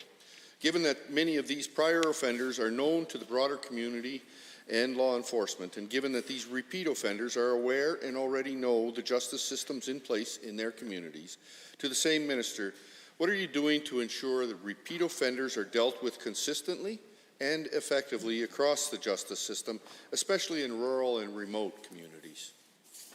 The Honourable Minister of Infrastructure. Mr. Speaker, repeat offenders are a scourge on our province. They steal and damage property, often victimizing the same families night after night.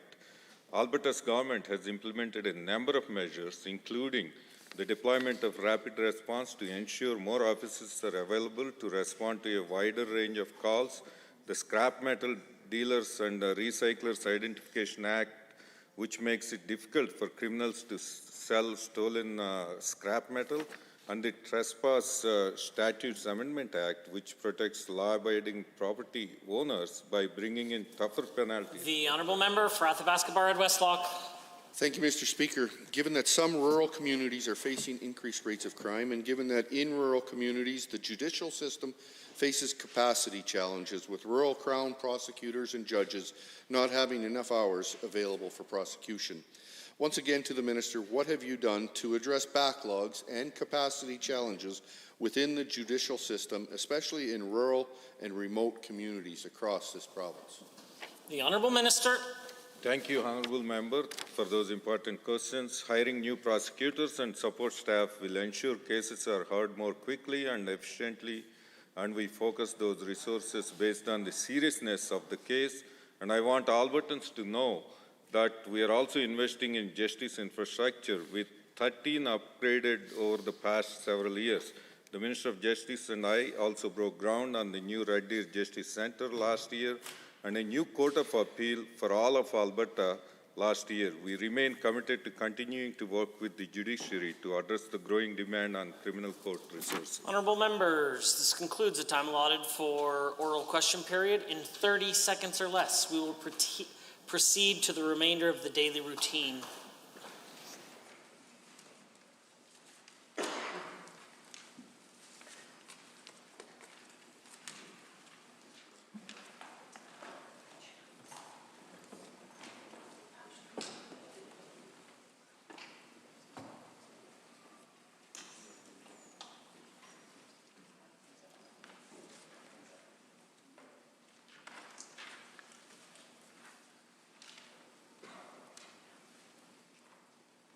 Presenting reports by standing and special committees. Presenting petitions. Notices of motions. Introduction of bills. Just a sec, I think the government house leader had a notice of motion. I think she had a notice. The Honourable Deputy Government House Leader, she rose. You have a notice of motion. I rise to give oral notice of Government Motion 75 in my name, which states Be it resolved that when further consideration of Government Motion 71 is resumed, not more than 1 hour shall be allotted to any further consideration of the motion, at which time every question necessary for the disposal of the motion shall be put forthwith. Thank you. Introduction of bills. The Honourable Minister of Advanced Education. Thank you, Mr. Speaker. I request leave to introduce Bill 67, the Skilled Trades and Apprenticeship Education Act. This bill will implement the findings of the Skills for Jobs Task Force to create a more modern and nimble apprenticeship system in the province. If I can take a quick moment to thank all members of the task force and members of my staff for their work in the development of this bill, as well as my thanks to the Alberta Students Executive Council for their support of this new legislation moving forward.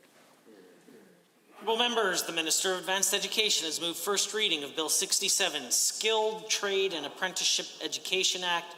All those in favour of the motion for first reading, please say aye. Aye. Any opposed, please say no. In my opinion, the ayes have it. That motion is carried and so ordered.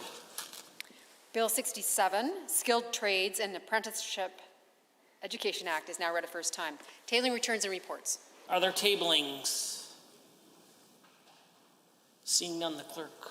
Tablings to the clerk. I wish to advise the Assembly that the following document was deposited with the Office of the Clerk on behalf of Honourable Mr. Shandro, Minister of Health. Supplemental response to a question raised by Ms. Sweet, Honourable Member for Edmonton Manning, March 9th, 2021, Ministry of Health, 2021-22, main estimates debate. Honourable members, we are at points of order, and at 2:04, the Deputy Opposition House Leader rose on a point of order. Thank you, Mr. Speaker. 2:04. I did raise a point of order, and the standing order that I will rely on is 23.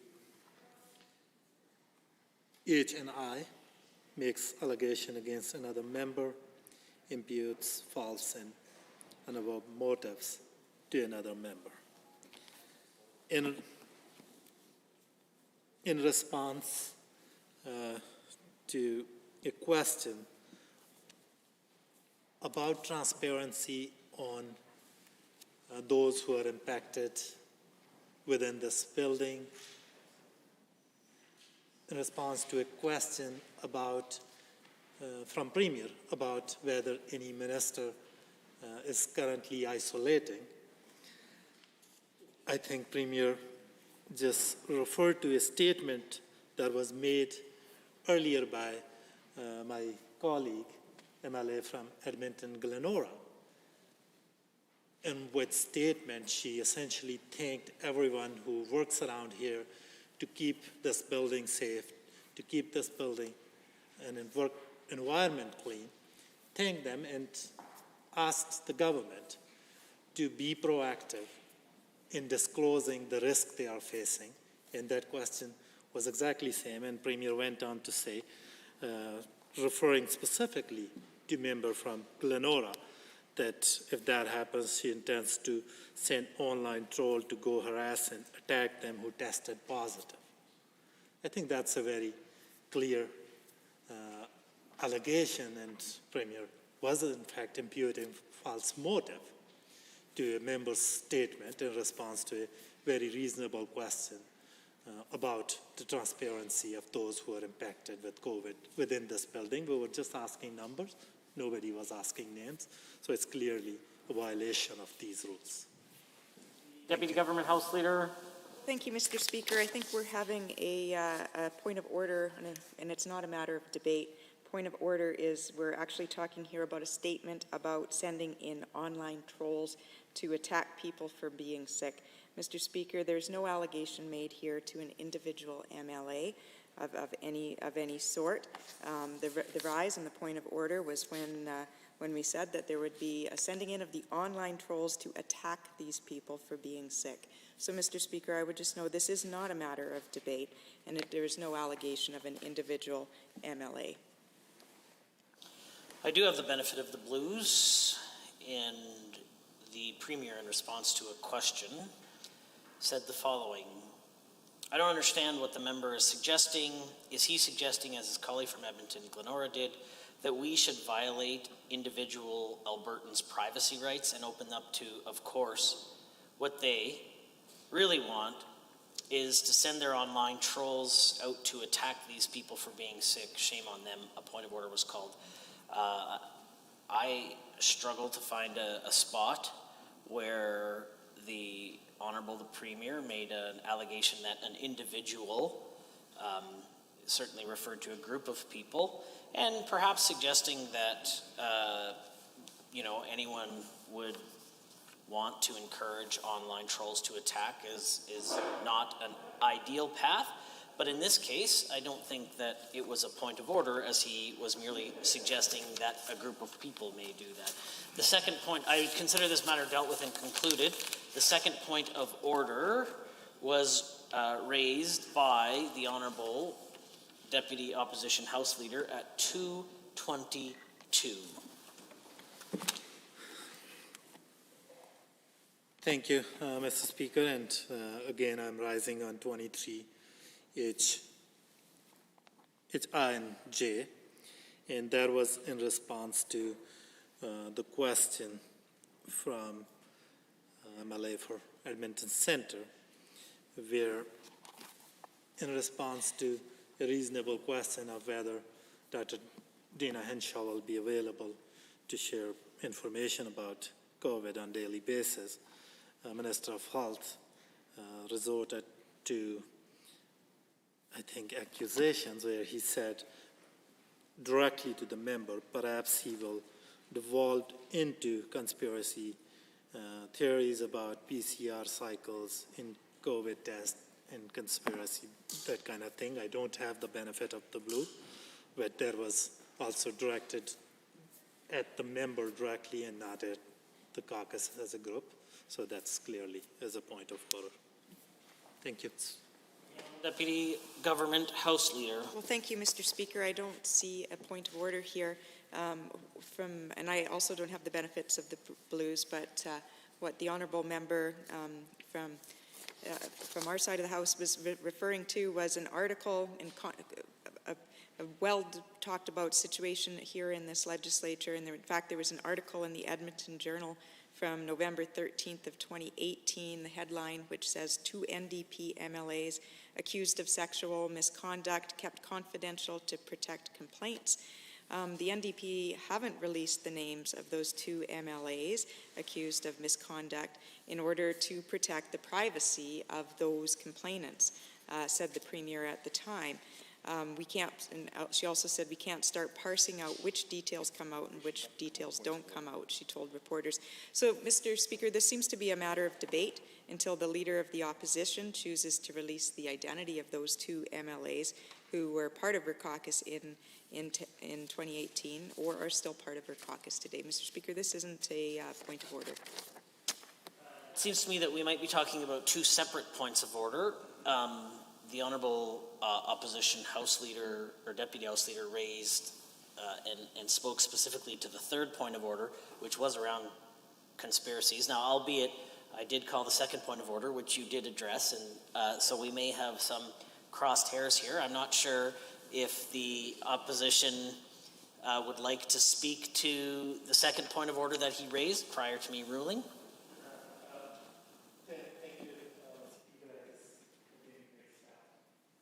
Second with the 3rd, but that was my next point of order. And I think it's an important one because the question asked from the Minister of Health was about a pressing issue wherein Chief Medical Officer plays an important role in providing information, timely information, so that people can see what the risk they are facing. And instead of answering that straightforward question, in order to deflect, I think Minister of Health responded by raising this issue from 2018 that at that point then Premier dealt with and the identity was kept confidential on the request of complainants. And they are only bringing this matter up to avoid answering questions and create disorder. And we have seen this behavior from the government on multiple occasions, even as recently as on March 23rd, when the government House Leader raised these accusations and even named constituencies of the members who were present here. So I think this is a pattern that this government is using to curtail debate here, to avoid answering the questions that are critical to us as a caucus, that are critical for Albertans to hear answer from the government. And this behavior, I guess, clearly is designed to create disorder in the House. And I'm pretty sure that Minister of Health, House Leader, they both know that even if they come close to saying anything like that outside this chamber, they will be sued. So they are using the privilege that they have in this House to say things that they clearly know or ought to know, that if they will say those things outside, they will be sued. They will retract. So I think it's a point of order. And Mr. Speaker, this has come up before. I want you to rule that point of order. Otherwise, I don't think it's the interest of this House that we go digging into what happened when MLA from Sullivan Lake was convicted. We don't want to go what happened at other occasions. So this is a point of order. Thank you for your submission. I provide the Deputy Government House Leader the opportunity to both respond to your comments and perhaps address the third point of order. You will have each had 2 opportunities to speak to both points of order, and then I'll provide my ruling. Thank you, Mr. Speaker, and I'll be very quick. Look, Mr. Speaker, the NDP ask a question and they don't like the answer they get and call it a point of order. Mr. Speaker, it's a simple matter. They don't like the answer they're getting. This is a matter of debate, Mr. Speaker. It is not a point of order. I think in the interest of time, I will deal with the third point of order first. And I would agree with the Government House Leader, Deputy Government House Leader, that this is not a point of order and it is a matter of debate. Ministers and members of this House have a wide range of opportunity to answer questions, and as far as I can tell, and I can provide the benefit of the blues, the Minister of Health said this idea that they would try to encourage conspiracy theories that happen on the internet about our numbers and our data. Perhaps he's going to devolve into an argument about cycles of the PCR tests. If that's the road we're going down, a point of order was called. I fail to see any point of order that is a matter of debate. With respect to the second point of order, and perhaps the more significant one, I will say from the outset that I'm not going to find this a point of order at this point in time. But I have provided comment about these sensitive issues on a number of occasions, and I recall that members of the government, when in government, made similar accusations about members of the opposition and previous times before entering the Assembly, as well as now we see members of the government highlighting things that are concerning to them that are also of a sensitive nature. All members of the Assembly have a responsibility. Well, we have the absolute free speech in this place. That doesn't mean that free speech comes without responsibility. And I would encourage members to heed those words as they are discussing these sensitive topics. But at this point, I will provide a caution, not a point of order, and I consider this matter dealt with and concluded. We are at orders of the day, orders du jour. Government motions, motion number 72, Honourable Mr. Kenney. The Premier has the call. Mr. Speaker, I beg to move that an humble address be presented to Her Majesty the Queen as follows. We, Your Majesty's most dutiful and loyal subjects, the Legislative Assembly of Alberta now assembled, wish to express the deepest sympathies of this Assembly on the death of His Royal Highness, the Prince Philip, Duke of Edinburgh, and the heartfelt thanks of this Assembly in the province of Alberta for his unfailing dedication to Canada and the Commonwealth, exemplified in his distinguished service in the Royal Navy during the Second World War, his commitment to young people in setting up the Duke of Edinburgh Awards, his passionate commitment to the environment, and his unstinting support to Your Majesty throughout his life. Mr. Speaker, as I rise to mourn the death of Prince Philip, I do so with his image gazing over us in this Assembly, as it did for the past 6 decades. That alone should cause us to reflect on the enduring connection that he has had to this institution and this province. What does that portrait say to us? In it, the vigorous young prince proudly wears his uniform as Captain General of the Royal Marines, together with the wings that he earned from the Royal Air Force as an experienced pilot, and a chest full of medals earned through his distinguished service as an officer of the Royal Navy during the Second World War, including the Africa Star, the Atlantic Star, the Burma Star, the Italy Star, the War Medal with Oak Leaf, and many others. Together, Madam Deputy Speaker, they are symbols of courage and patriotism in the defense of freedom and in the defeat of fascist tyranny. And that is no exaggeration. His Royal Highness was literally in Tokyo Bay on September the 2nd, 1945, when the Japanese Empire signed the Instruments of Surrender, formally ending the Second World War.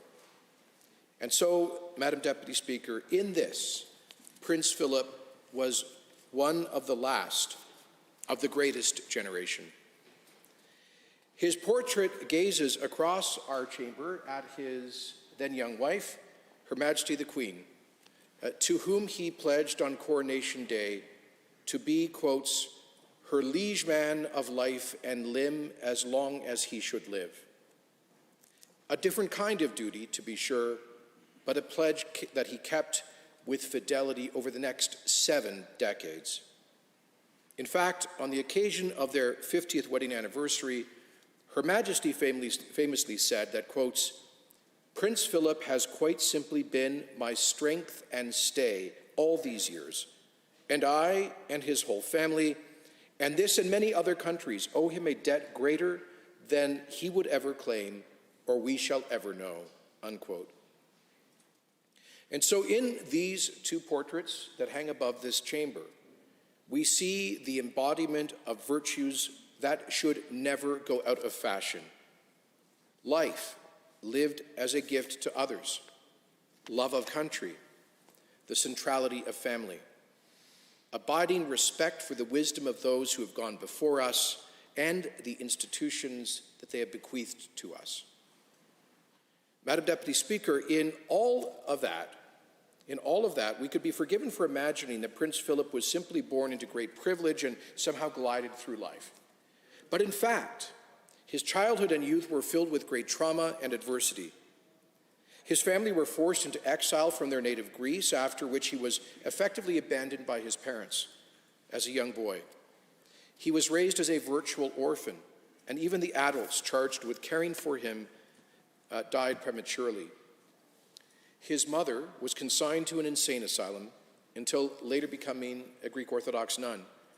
And incidentally, during the Second War, his mother, the Princess Alice, famously risked her life for hiding Jews from the Nazi occupiers in Greece, causing the state of Israel to grant her the title Righteous Amongst the Nations.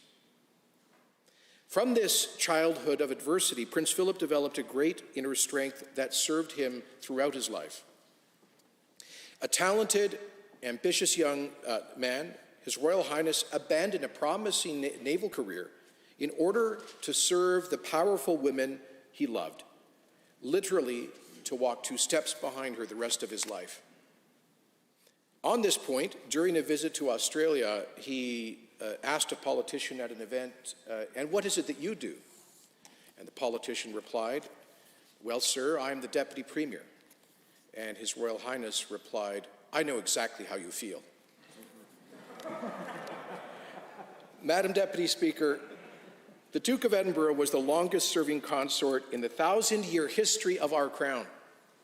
In his 75 years of royal service, he participated in over 22,000 official engagements, delivering more than 5,500 speeches, and acted as the patron and president of more than 800 organizations. Dozens of those engagements took place on the 9 royal visits that he made with Her Majesty and alone here in Alberta, amongst his 70 trips to Canada. The images of his visits with First Nations, at the Calgary Stampede, even an Edmonton Eskimos game, and so much more, reflect how he reveled in Alberta's frontier spirit. His passion for the potential of youth was reflected in the creation of the Duke of Edinburgh Awards, in which I proudly participated as a youngster, like millions of Canadians. And his Christian conservationism inspired him to work tirelessly for the protection of endangered species around the world long before it was fashionable to do so. But, Madam Deputy Speaker, it is in his devotion to the Queen and our royal family that he will be most remembered. Helping the sovereign to lead an ancient institution through the vicissitudes and dramatic changes of the last 7 decades, while being anchors of constancy and stability, while also embracing change, and doing all of this out of a deep sense of duty, of service, and of love. Madam Deputy Speaker, his funeral this Saturday at Windsor Castle will include the stirring English hymn, I Vow to Thee, My Country, which perfectly captures the spirit of the late Prince Philip and his century of service. I vow to thee, my country, all earthly things above, entire, whole, and perfect, the service of my love, the love that asks no questions, the love that stands the test, that lays upon the altar the dearest and the best, the love that never falters, the love that pays the price, the love that makes undaunted the final sacrifice. And so, Madam Deputy Speaker, I conclude with these words from Scripture. Well done, good and faithful servant. Thou hast been faithful over a few things. I will make thee ruler over many things. Enter thou into the joy of thy Lord.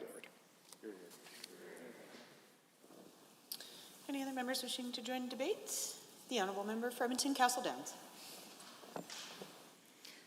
As a member of the Commonwealth, I want to acknowledge that on top of experiencing the incredible stress and trauma of COVID-19, we are now grieving a leader on the global stage who impacted many lives with support, laughter, and encouragement, and was a trailblazer in his own right.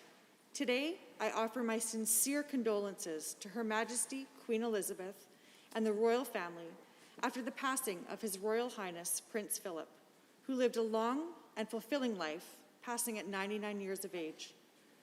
As a father, he raised a family with the intention for them to be pillars in the community, to learn to adapt in times of hardship, to be resilient in the face of adversity. His family has been able to weather many a storm as a result. Not only did he influence his family, but also the rest of the world. Throughout his life, the Duke of Edinburgh was greatly involved in the community, and he was an active member of 992 organizations over the course of his lifetime. His charitable endeavors were vast, ranging from the environment to technology to the youth of the world. Personally, I greatly respect all of the work that he did with young people, especially in Canada. He would visit cadet groups throughout the country and inspire them to reach outside of their comfort zone, to take control of their lives and their future. With the complicated life we live today, these lessons are greatly important for our youth, and I thank Prince Philip for everything he did for them. Along with supporting various causes throughout the Commonwealth, He also greatly supported his wife for over 60 years in a time when women were rarely seen in leadership roles such as this. He supported the Queen when she was at her happiest and in her darkest of moments. By doing so, he supported our Commonwealth. He was a role model for men for generations by demonstrating that it is possible to support a strong woman in a leadership role.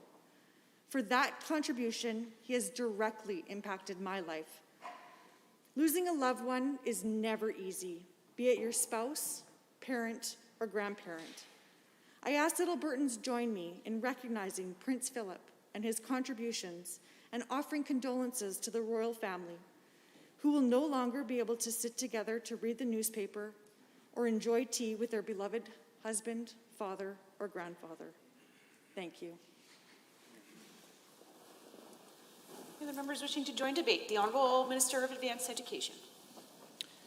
Thank you, Madam Deputy Speaker.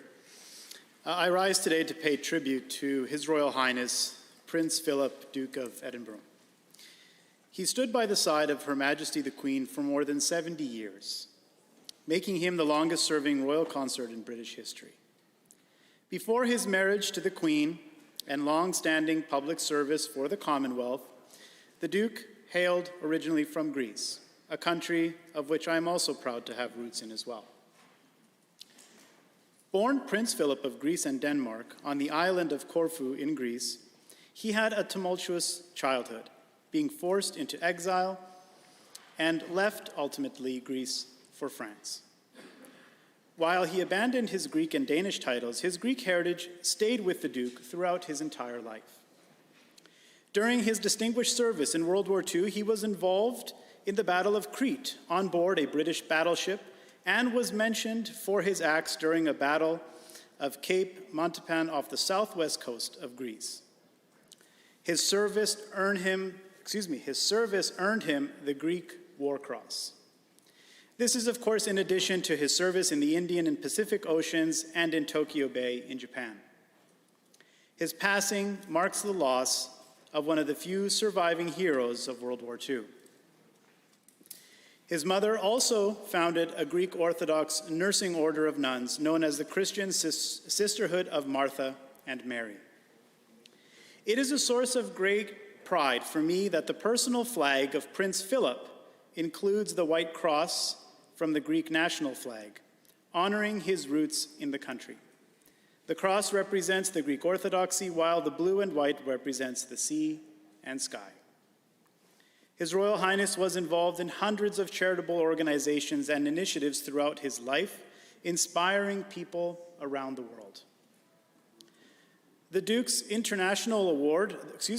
of Edinburgh's International Award has changed the lives of more than 500,000 young Canadians since the 1960s, encouraging them to engage with their communities and improve their skills. This award is now a cornerstone of non-formal education and learning for young people in over 130 countries and territories, spreading the Duke of Edinburgh's legacy across the globe. With these great achievements and many more, I am proud to share a small piece of my heritage with him.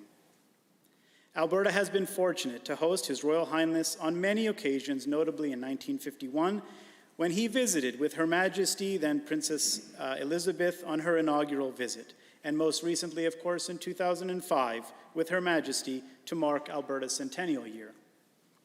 On his visits to Alberta, he met with the 5 chief signatories of Treaty 7, went to the Calgary Stampede, visited veterans and hospital patients, and other experiences that showed him the heart and soul of our great province. The Duke of Edinburgh leaves behind a profound and lasting legacy. He will be remembered as a decorated British naval officer for his leadership in hundreds of charitable organizations and his steadfast support of Her Majesty the Queen. I join people across the world and in this very legislature today in the sorrow of his passing and in continued admiration of the Duke of Edinburgh. My thoughts and support are with Her Majesty the Queen and the entire royal family at this time. God save and long live our noble and gracious Queen.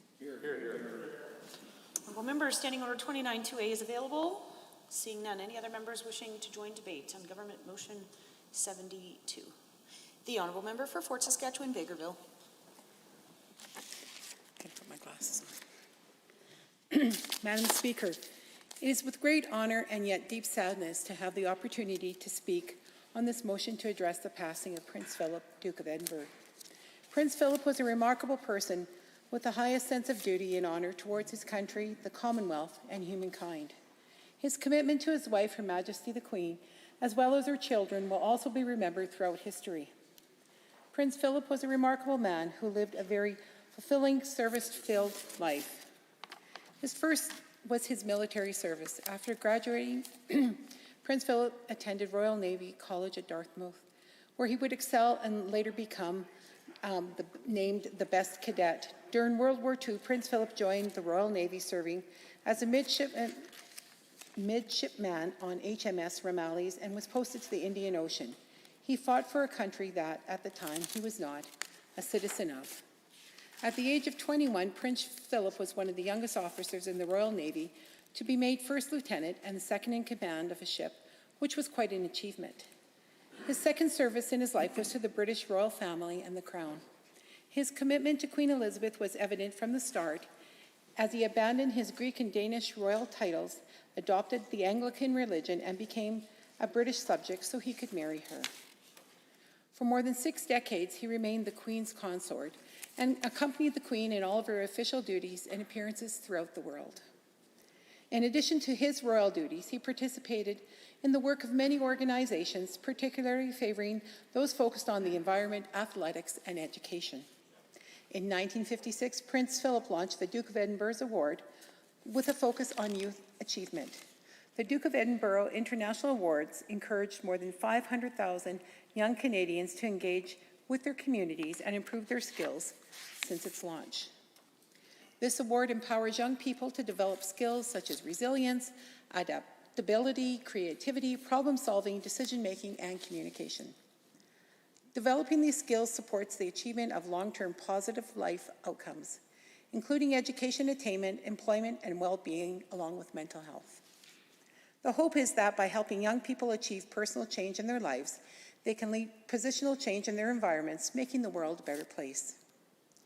The Duke of Edinburgh Award embodied the spirit of Prince Philip and his values towards making the world a better place. Prince Philip visited Alberta on a few occasions in his long life. He had the opportunity to visit Alberta both with the Queen on official tours and as well on his own. His first of 3 visits to Calgary started in October of 1951, when he and then Princess Elizabeth attended the special Stampede program of rodeo events and chuck wagon races. It is with great privilege to say that the Queen and Prince Philip visited my constituency of Fort Saskatchewan-Vegreville. It was in 1978, Queen Elizabeth and Prince Philip rode by train from Vegreville to Fort Saskatchewan while on a tour leading up to the Commonwealth Games in Edmonton. They greeted Albertans along the way. Queen Elizabeth II was presented with a copy of Reverend Peter T. Rem's book, The Fort on the Saskatchewan, as well as a coin that was specially minted for the occasion by Sherritt Gordon Mines. Before leaving, the Queen unveiled a commemorative plaque and heard from Our Lady Angels Junior Choir and the Fort Saskatchewan Junior High School Band. Queen Elizabeth and Prince Philip made a few more visits to Edmonton, Lethbridge, and other places in Alberta over the years, with his final visit being in 2005 to mark Alberta's centennial. During his time in Alberta, Prince Philip toured sites, greeted crowds, met with students, artists, athletes, patients in hospitals, veterans, and First Nations. Throughout his life, Prince Philip was dedicated to public service. He was involved with hundreds of charitable organizations and inspired many to do the same. He was a well-rounded man, and his commitment to his family, as well as developing himself, were noted. In his spare time, he enjoyed many hobbies, including polo, competed in carriage and boat racing, piloted airplanes, collected art, and made oil paintings. His sense of duty, service, and selflessness will be forever remembered. To commemorate his death, Alberta's government has created an online memorial where Albertans can leave comments and share their sympathies. We ask that Albertans please consider donating to a charity of your choice or to one of the Canadian organizations championed by His Highness, such as the Canadian Aeronautics and Space Institute, Outward Bound Canada, or the Duke of Edinburgh's International Award Canada, to commemorate him. I'm saddened by the loss of this great man who dedicated his life to service in both his personal and professional life. May Prince Philip, Duke of Edinburgh, rest in peace. Honourable Member Standing Order 29-2A is available. Honourable Member, I assume you're rising to speak on Government Motion 72. The Honourable Member for Calgary-Falcon Ridge. Thank you, Madam Deputy Speaker.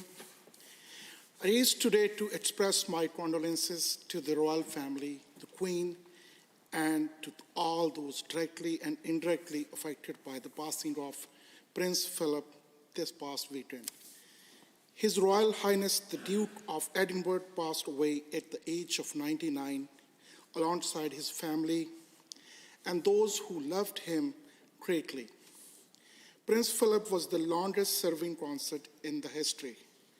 In fact, he was one of the last surviving heroes in the UK to have served in the Second World War of Cape Matapan and also in the invasion of Sicily, where his quick thinking allowed his ship to be saved. Prince Philip used his bravery and his leadership abilities to help steer the royal family and the monarchy in the right direction so that we could all live a life of freedom, happiness, and dignity. He was able to do this for a number of reasons, but for one of the most important was his unwavering support of the Queen, Queen Elizabeth II. Through thick and thin, Prince Philip was always there, standing side by side with his wife and Queen of the UK and many other Commonwealth states she resides over. Frankly, his commitment to the Queen was exemplified not because he was her main consort, but because he was her husband, a bond that cannot be broken easily. For more than 70 years, they shared a bond as husband and wife that was so precious and sacred that not even the most challenging of circumstances could break them apart. Till death do us part. That is the line that many of us have said when marrying a wife or significant other, a line that Prince Philip and the Queen took to heart. That is why it is so important for us to remember and reflect upon the significance of Prince Philip's death, not only because what he meant to the UK and the Commonwealth, but also in what he meant to his family as a husband, father, grandfather, and more recently, a great-grandfather. I say that because many of us in this house, and for many Albertans, family is so important to our lives. They are the ones we call for advice, for empathy, for support, and for even just a quick hello to start the day on the right note. Family is everything to many of us and to many Albertans, and that is why our thoughts must be with the Queen, the royal family, and all those affected, because losing a family member is always a very extraordinary, difficult moment in life. However, as we reflect on the death of Prince Philip and the importance of family in our own lives, I want to highlight how Prince Philip gave back to his community and the communities around the world. Prince Philip was involved with a number of charitable organizations that are recognized around the world. But for Albertans and Canadians, I think his development of the Duke of Edinburgh's international awards were particularly special to us.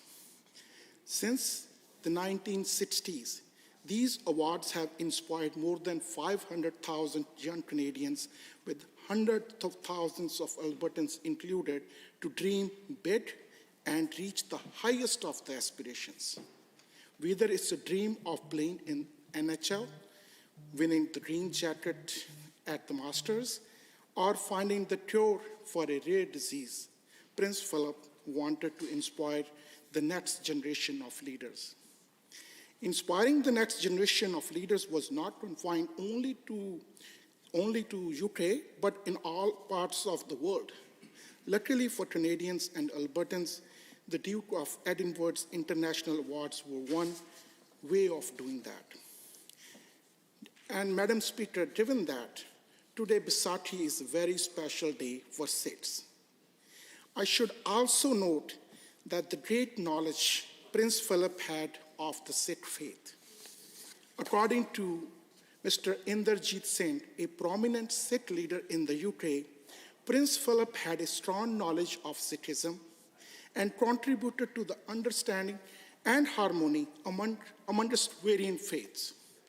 For constituents in Calgary Falconridge, it is comforting to know that Prince Philip had his much respect for the Sikh faith and many other faiths practiced around the world. As I conclude my remarks here today, let us remember Prince Philip for all the extraordinary achievements he had. Let us remember the royal family and the Queen who have lost a loved one so deeply admired and respected by many. And let us remember an individual who contributed greatly to the kingdom, the Commonwealth, and the entire world. Something that we all have been told growing up is to always leave a place better than you found it. For Prince Philip, he did that and more, something we all ought to aspire to. Thank you very much, Madam Speaker.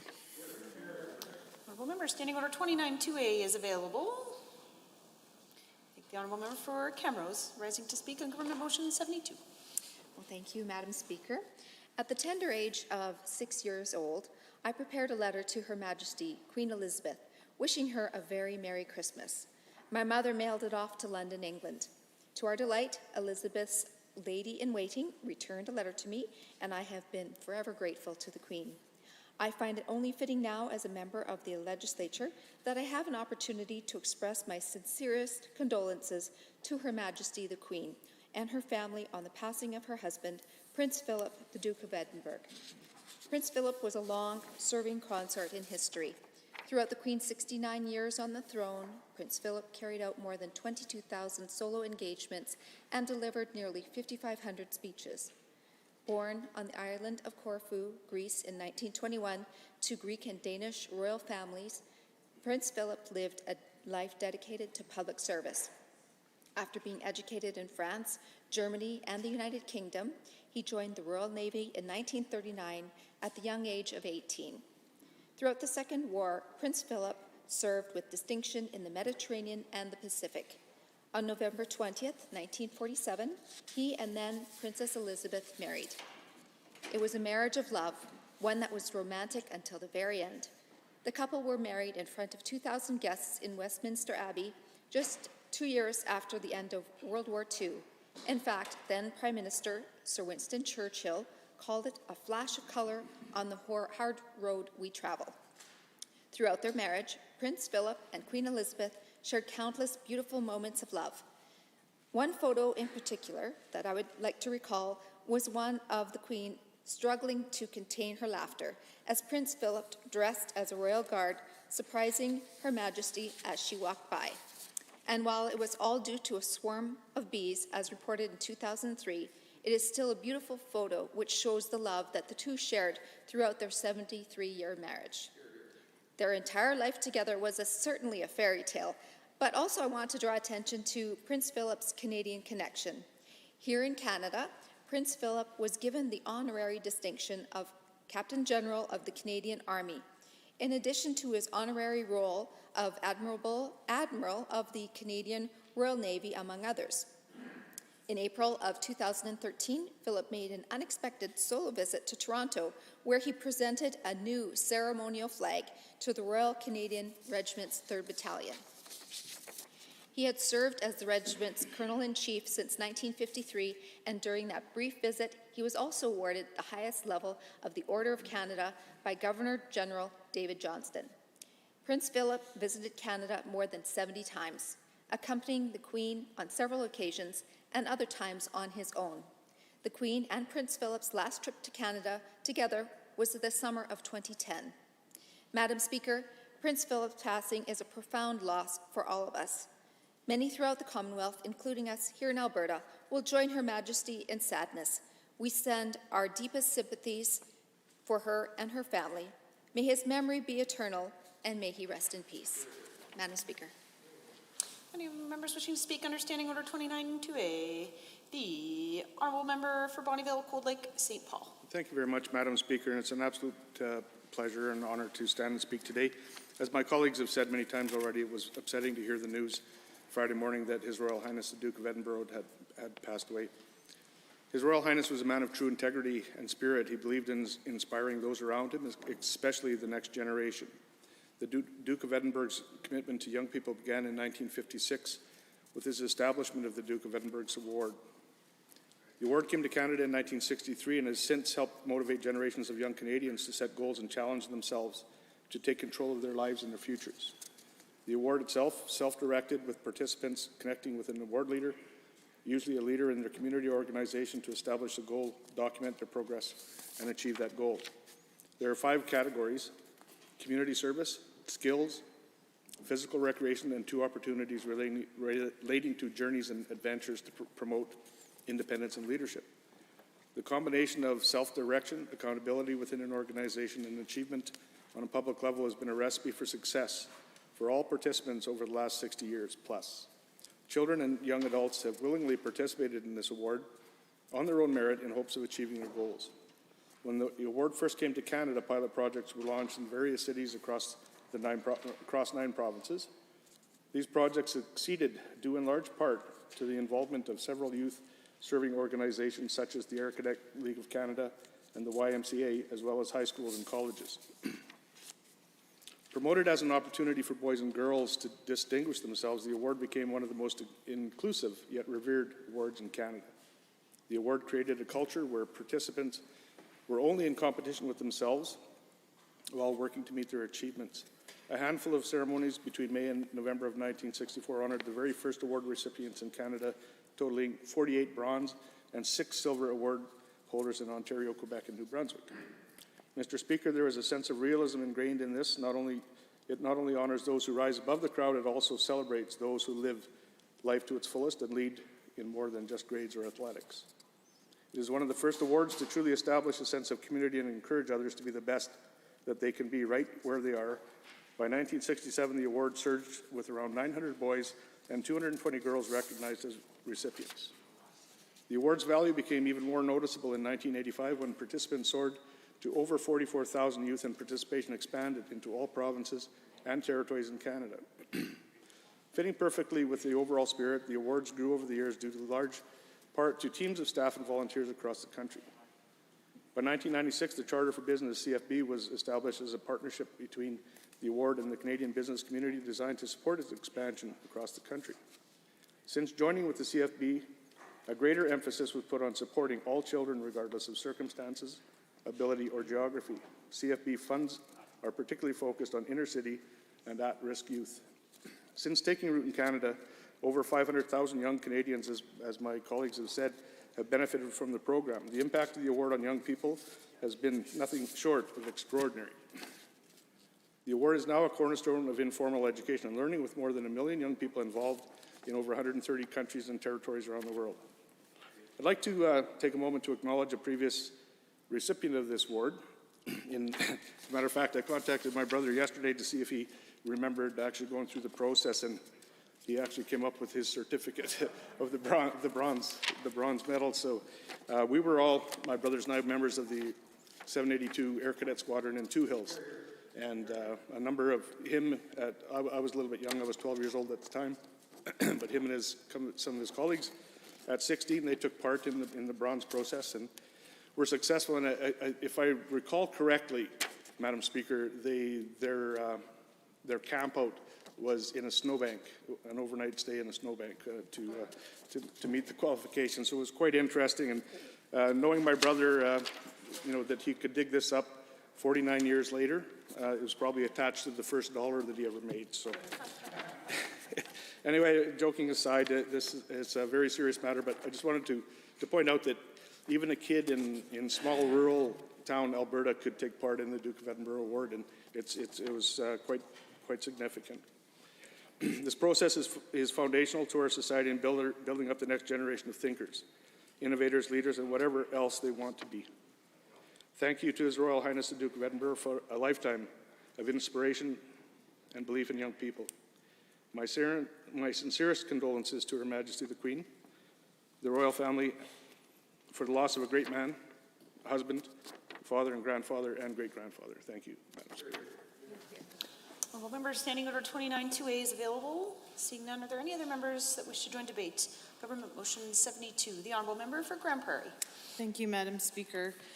It is a somber occasion to rise and speak to this humble address to Her Majesty the Queen as we mourn the passing of His Royal Highness, the Duke of Edinburgh, at the age of 99. As flags fly at half-mast, portraits are shrouded, and we prepare to commend the spirit of His Royal Highness into the arms of the loving Father this Saturday, I join the Premier, all Albertans, Canadians, and citizens of the Commonwealth in sending our sincerest condolences to Her Majesty and the entire royal family. The late Prince's life was one of service to Queen, country, and Commonwealth.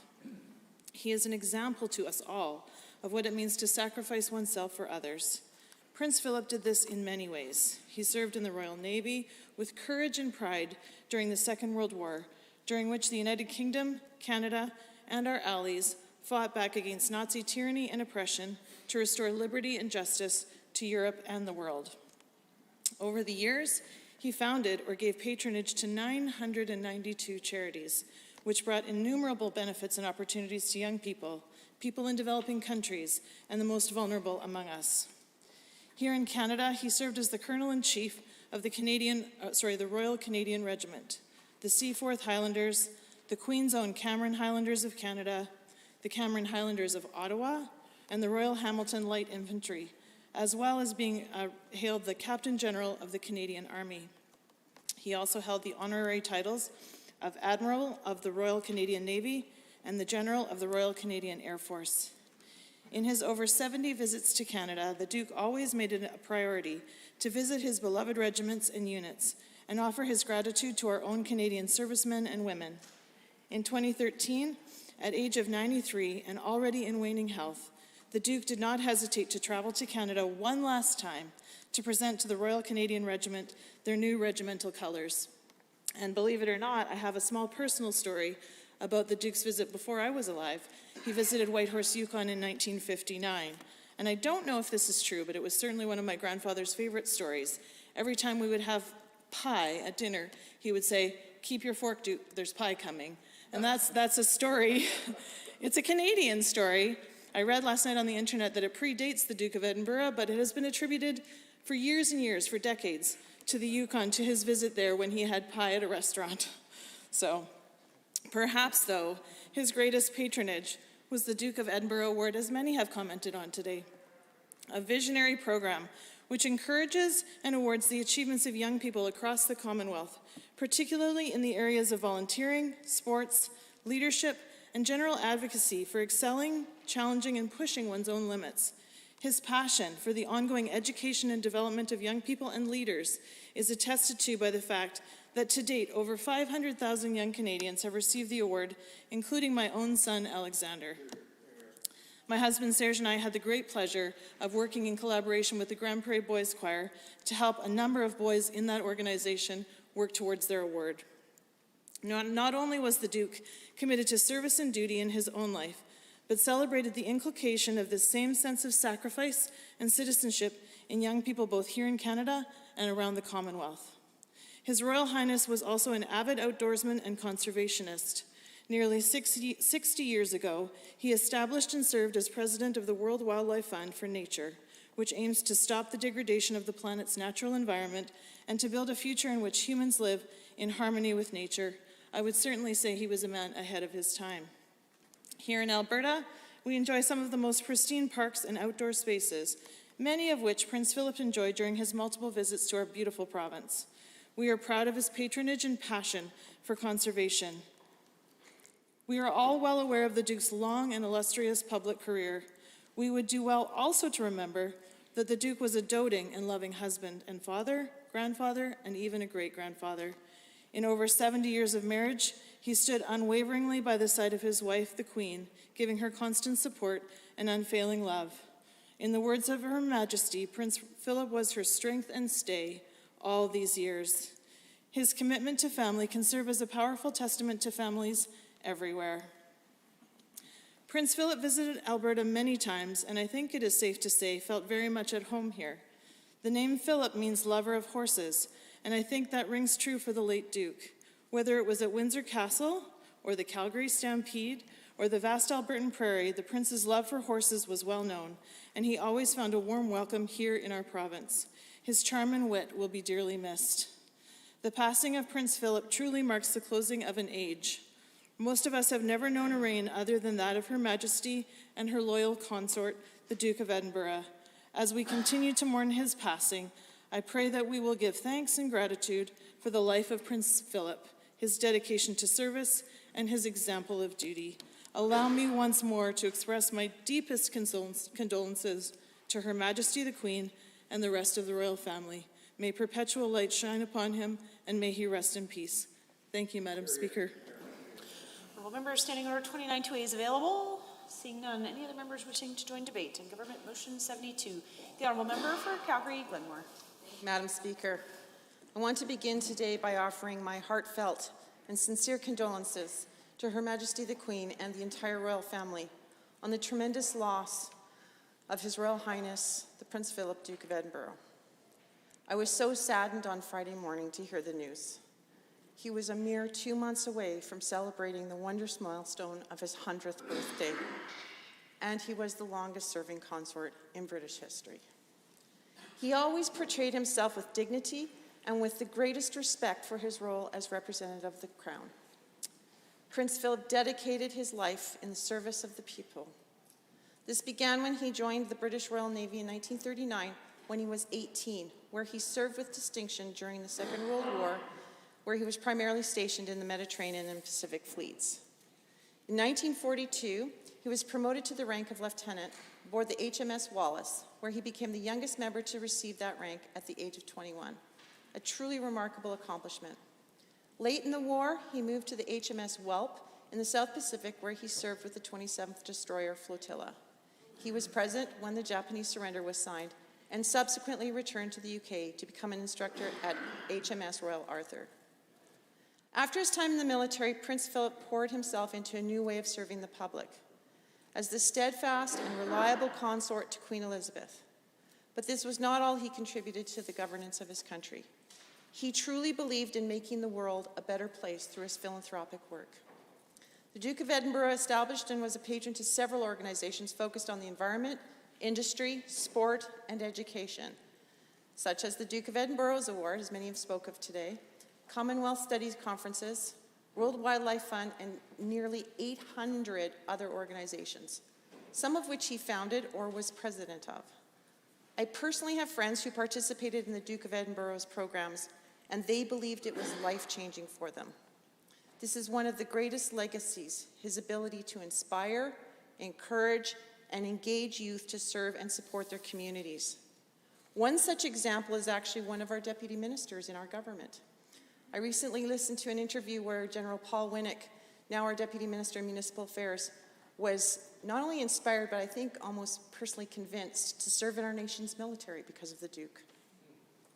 As many Albertans know, he was no stranger to our province, having taken several trips to visit our beautiful Alberta.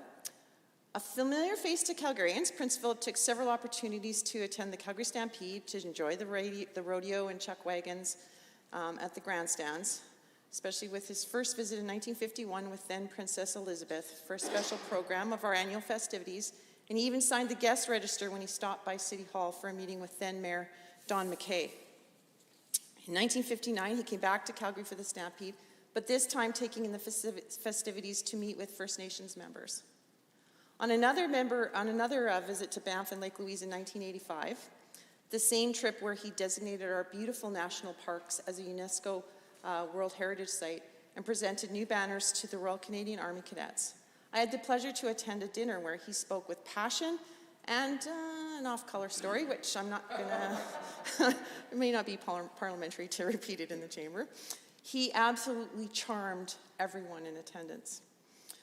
Once again, the Duke of Edinburgh returned to Calgary in 1992 to meet with Premier Ralph Klein, and his wit again charmed a group of protesters this time outside of the legislature with the class going, "Oh, is that the chap I've been eating with? I just been having lunch with him."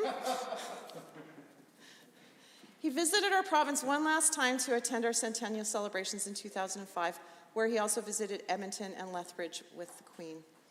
Though he retired from public life in 2017, Prince Philip demonstrated the qualities of a distinguished statesman and provided many within the Commonwealth with hope and joy. He was beloved by many on all of the visits over the decades, and I can't imagine the void his passing has left on the royal family. As the Queen's consort, he provided Her Majesty Queen Elizabeth with a pillar of strength, comfort, and support, and the Commonwealth is incredibly fortunate and grateful to have had such a man by her side. He will be truly missed by his friends, family, and his loyal subjects throughout the Commonwealth. God save the Queen. Well, member Standing Order 29-2A is available. Seeing none, are there any members wishing to join debate on Government Motion 72? Seeing none, would the Honourable Premier like to close debate?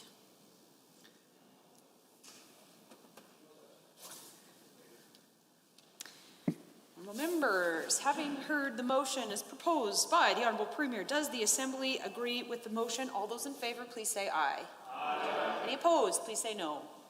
So carried. Under Government Bills and Orders for second reading, Bill 64, Public Lands Amendment Act 2021, Honourable Mr. Nixon. The Honourable Minister of Children's Services. Good afternoon. Thank you, Madam Speaker. Today I am pleased to rise on behalf of the Minister of Environment and Parks to move second reading of Bill 64, the Public Lands Amendment Act. Alberta's government is fully committed to common sense conservation and sustainable outdoor recreation in Alberta. From day one, we have been working closely with the Albertans who actually spend their time on the lands and listening to their feedback. Bill 64, Madam Speaker, is critical to continuing the important work being done to protect and invest in Alberta's wild spaces now and into the future.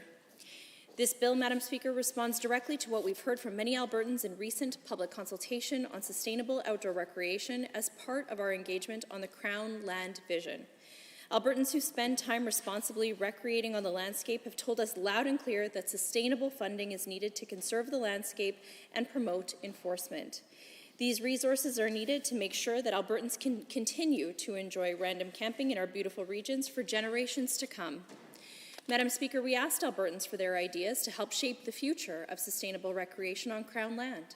Through a public survey in late 2020 with over 8,200 participants, 2/3 of respondents were supportive or neutral on user fees as long as it goes back into keeping these areas protected. The reality is, Madam Speaker, increased use at popular random camping is putting additional strain on the landscape and those who maintain it. Many visitors make troubling reports about garbage and waste on the landscape, degrading trails and infrastructure, and a need for more search and rescue resources for when visitors need urgent help. It is clear that sustainable funding is needed on the ground to maintain the landscapes and ensure that they can be enjoyed into the future. We want to ensure our government shares the cost of sustainable recreation that is fair for all Albertans. Madam Speaker, Bill 64 will improve visitor experience, ensure public safety is maintained, and conserve and protect Alberta's beautiful and natural destinations. Madam Speaker, amendments to the Public Lands Act will enable the Minister of Environment and Parks to collect fees for the use of, occupation of, and activities on public land. The amendments in Bill 64 will allow government to collect fees from recreational activities on these public lands. We'd make passes to pay for these fees easily available for purchase in the same locations where you would buy fishing and hunting licenses. If this bill is passed through the legislature and receives royal assent, our intent is to implement a public land camping fee on June 1st, 2021. Regulations to enable this pass, Madam Speaker, would be forthcoming. The planned public camping pass was a campaign commitment and was included in Budget 2021, and a proposal for user fees that will directly benefit conservation, enforcement, and waste management on the landscape is welcome news to many of the people who care about these landscapes and lands. Municipalities, user groups, and conservation organizations all agree that a low-cost pass for random camping is the right way forward. Here's a quote from Brian Dingerville, president of the Alberta Fish and Game Association. Quote, "Outdoor enthusiasts from around the world cherish Alberta's wilderness. With increased pressure every year in our backyard from visitors, a public land camping pass means we can provide sustainable reinvestment on public lands for the boots on the ground needed to promote better conservation and waste management," end quote. And from Mayor of Crow's Nest Pass, Blair Painter, quote, "With the municipality of Crow's Nest Pass being located in the heart of the Eastern Slopes, we are so very proud of the recreation opportunities available to our residents and visitors alike. We are in favor of legislation that would see implementing fees that would be redirected back into the land directly for the purpose of protecting and conserving the natural habitats, enforcement of rules for the benefits of all users, with the anticipated outcome resulting in overall visitor safety and enjoyment." And from Leslie Peterson, biologist with Trout Unlimited Canada, and I quote, "The collection of user fees for random camping on public land is a good first step for the province in investing back into the protection and rehabilitation of areas that are overutilized.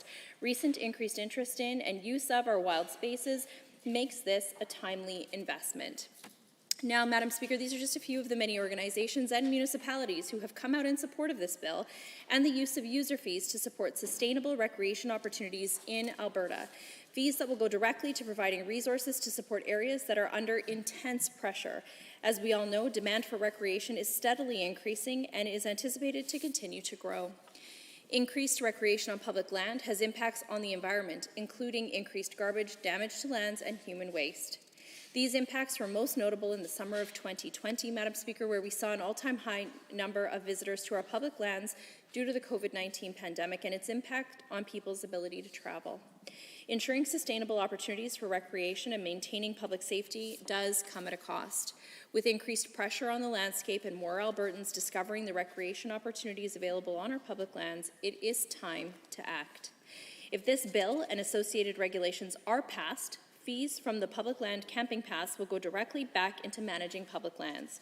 Fees would go directly to support improvements through infrastructure upgrades, education, enforcement, public safety, and environmental and waste management.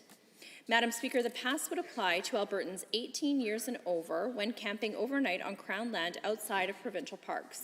There will also be exemptions for Indigenous peoples, Madam Speaker. These changes will ensure that public land continues to provide sustainable outdoor recreation opportunities for all Albertans, not only now, but for years to come.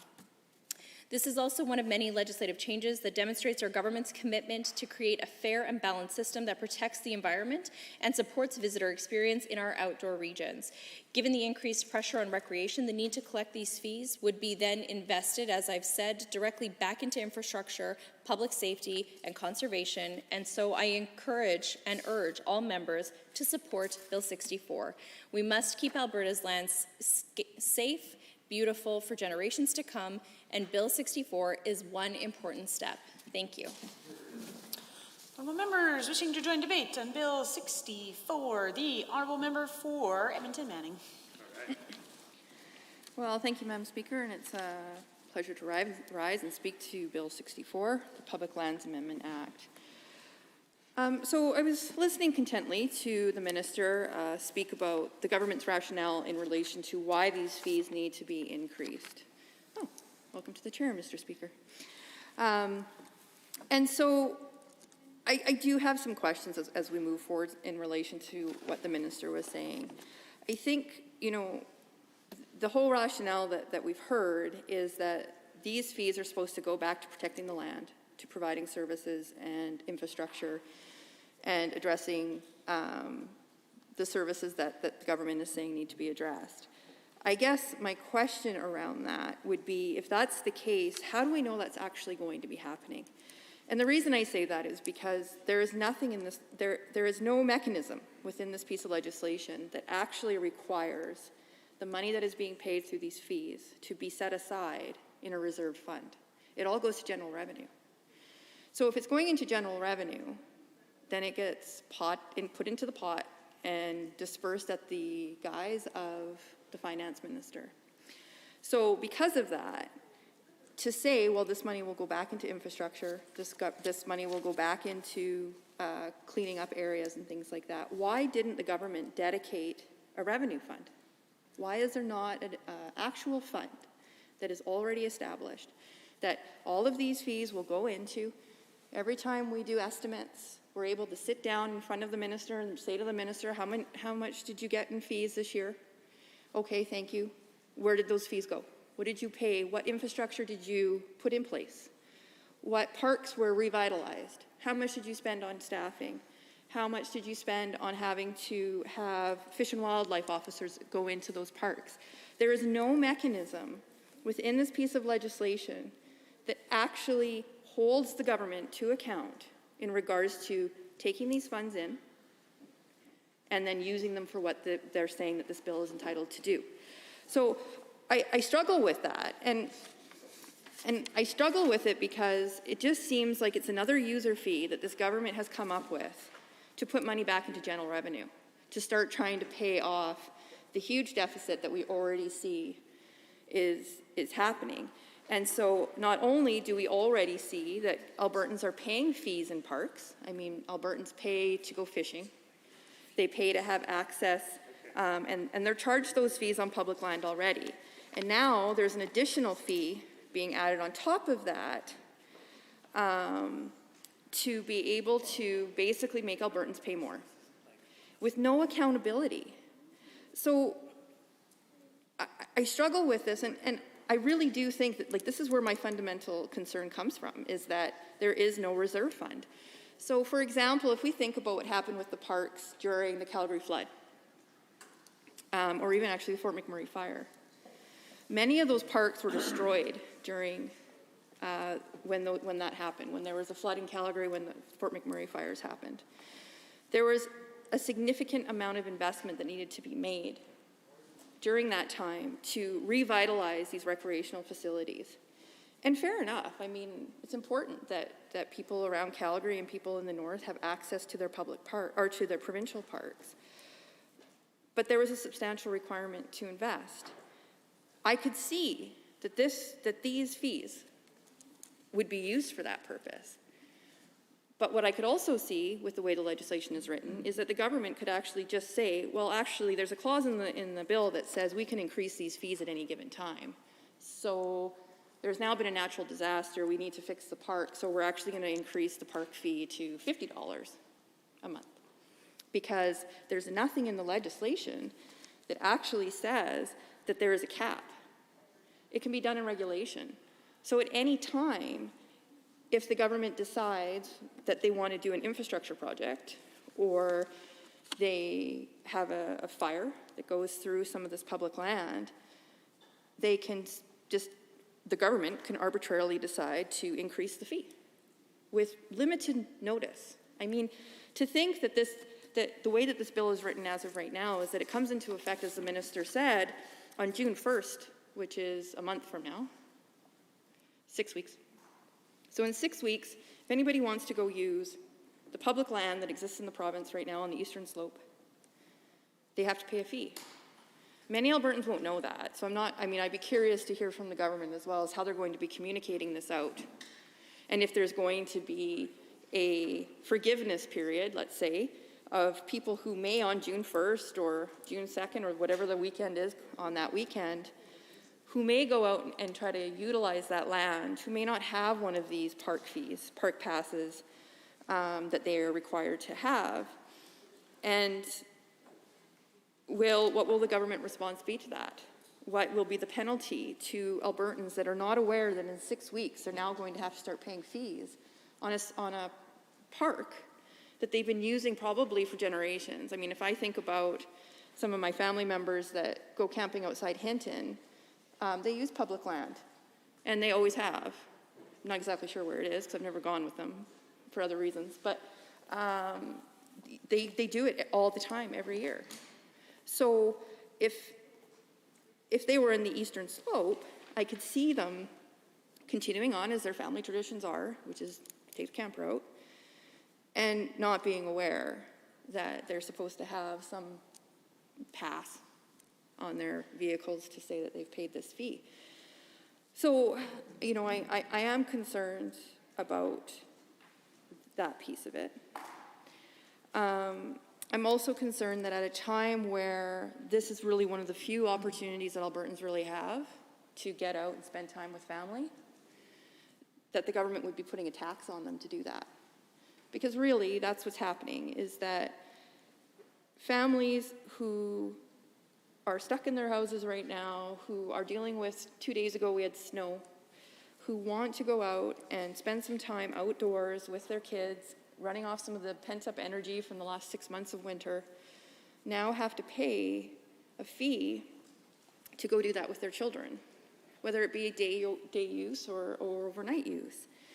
And I guess the other question that I would have in regards to this is, okay, so they're paying, if an Albertan has to pay the fee per adult, so it's $30, I believe, or whatever it is, 20, they also want to go fishing that day.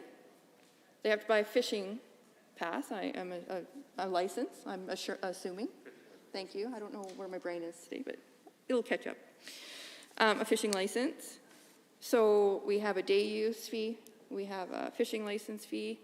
Well, if they're hunting, you know, they'd have to make sure that they're paying those fees. What else could they possibly be having to pay on top of that? I mean, there's many questions around that. But when you start insurance, sure, yeah. But when you start adding up all of these fees for families that participate in this, it does appear that the whole premise of this is just to take money from Albertans to engage in their natural environments, and with no accountability. And this is where I get really stuck, because we see, even when we do budgets and we look at estimates, that if we can see where the amount of revenue that is generated from fishing licenses. It's pretty transparent in there. You can ask the minister, they can tell you. You know what it's for. We know how much it costs to restock our local ponds and our lakes and to do those things. But yet, we don't know, there will be no transparency or ability for Albertans to see how much is being generated and then how much is being spent, and that those numbers equal zero. Because whatever comes in over the next 4 months or 5 months on the eastern slope should be zeroed out by the time the next budget happens.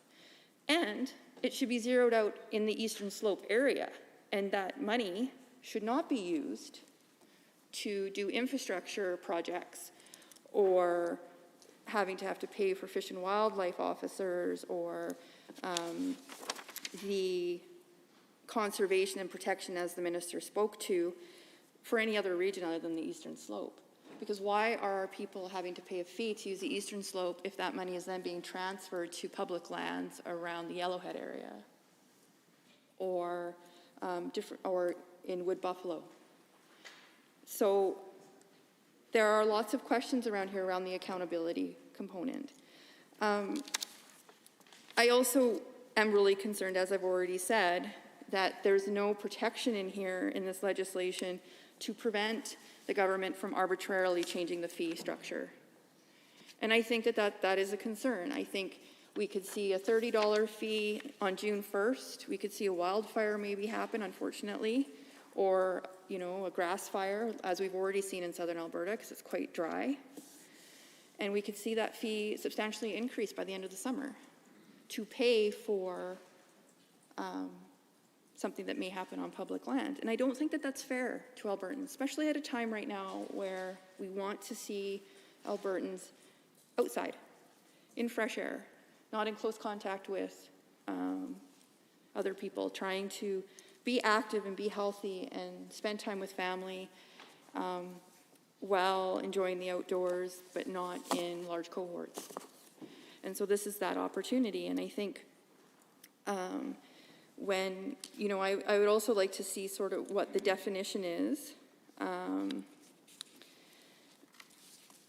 why it is that the government continues to say they don't need a legal mechanism that would guarantee that this money goes where it's supposed to. We've heard arguments that the government would require a dedicated revenue fund goes beyond what they feel the intention of this money is for. But yet we just clearly heard from the minister in the moving of second reading say that this money is intended for those key areas, which is, of course, conservation and protection and infrastructure. Well, if that is the true intent, then a revenue fund does not go beyond the dedicated funds. And a legal structure should be in place to make sure that legally the money that the government is saying Albertans must pay, and this is why you're paying your user fee, is clear and transparent. I mean, I'm sure many of us go camping. It's one of my favorite things to do. If I go to a provincial park or a federal park and I want to have a fire, I pay my fire fee, my $8 a night, so I can use my wood and, you know, have my little package and away I go. And I know exactly what it's for. That's what I'm paying for. I'm paying to protect our forests because I'm using wood that federally and provincially we know doesn't have insects in it, doesn't have pine beetle, all of the things. And that's why you pay your fee. I get it. But what I don't understand is why this fee doesn't have that same clear and transparent piece to it, I guess.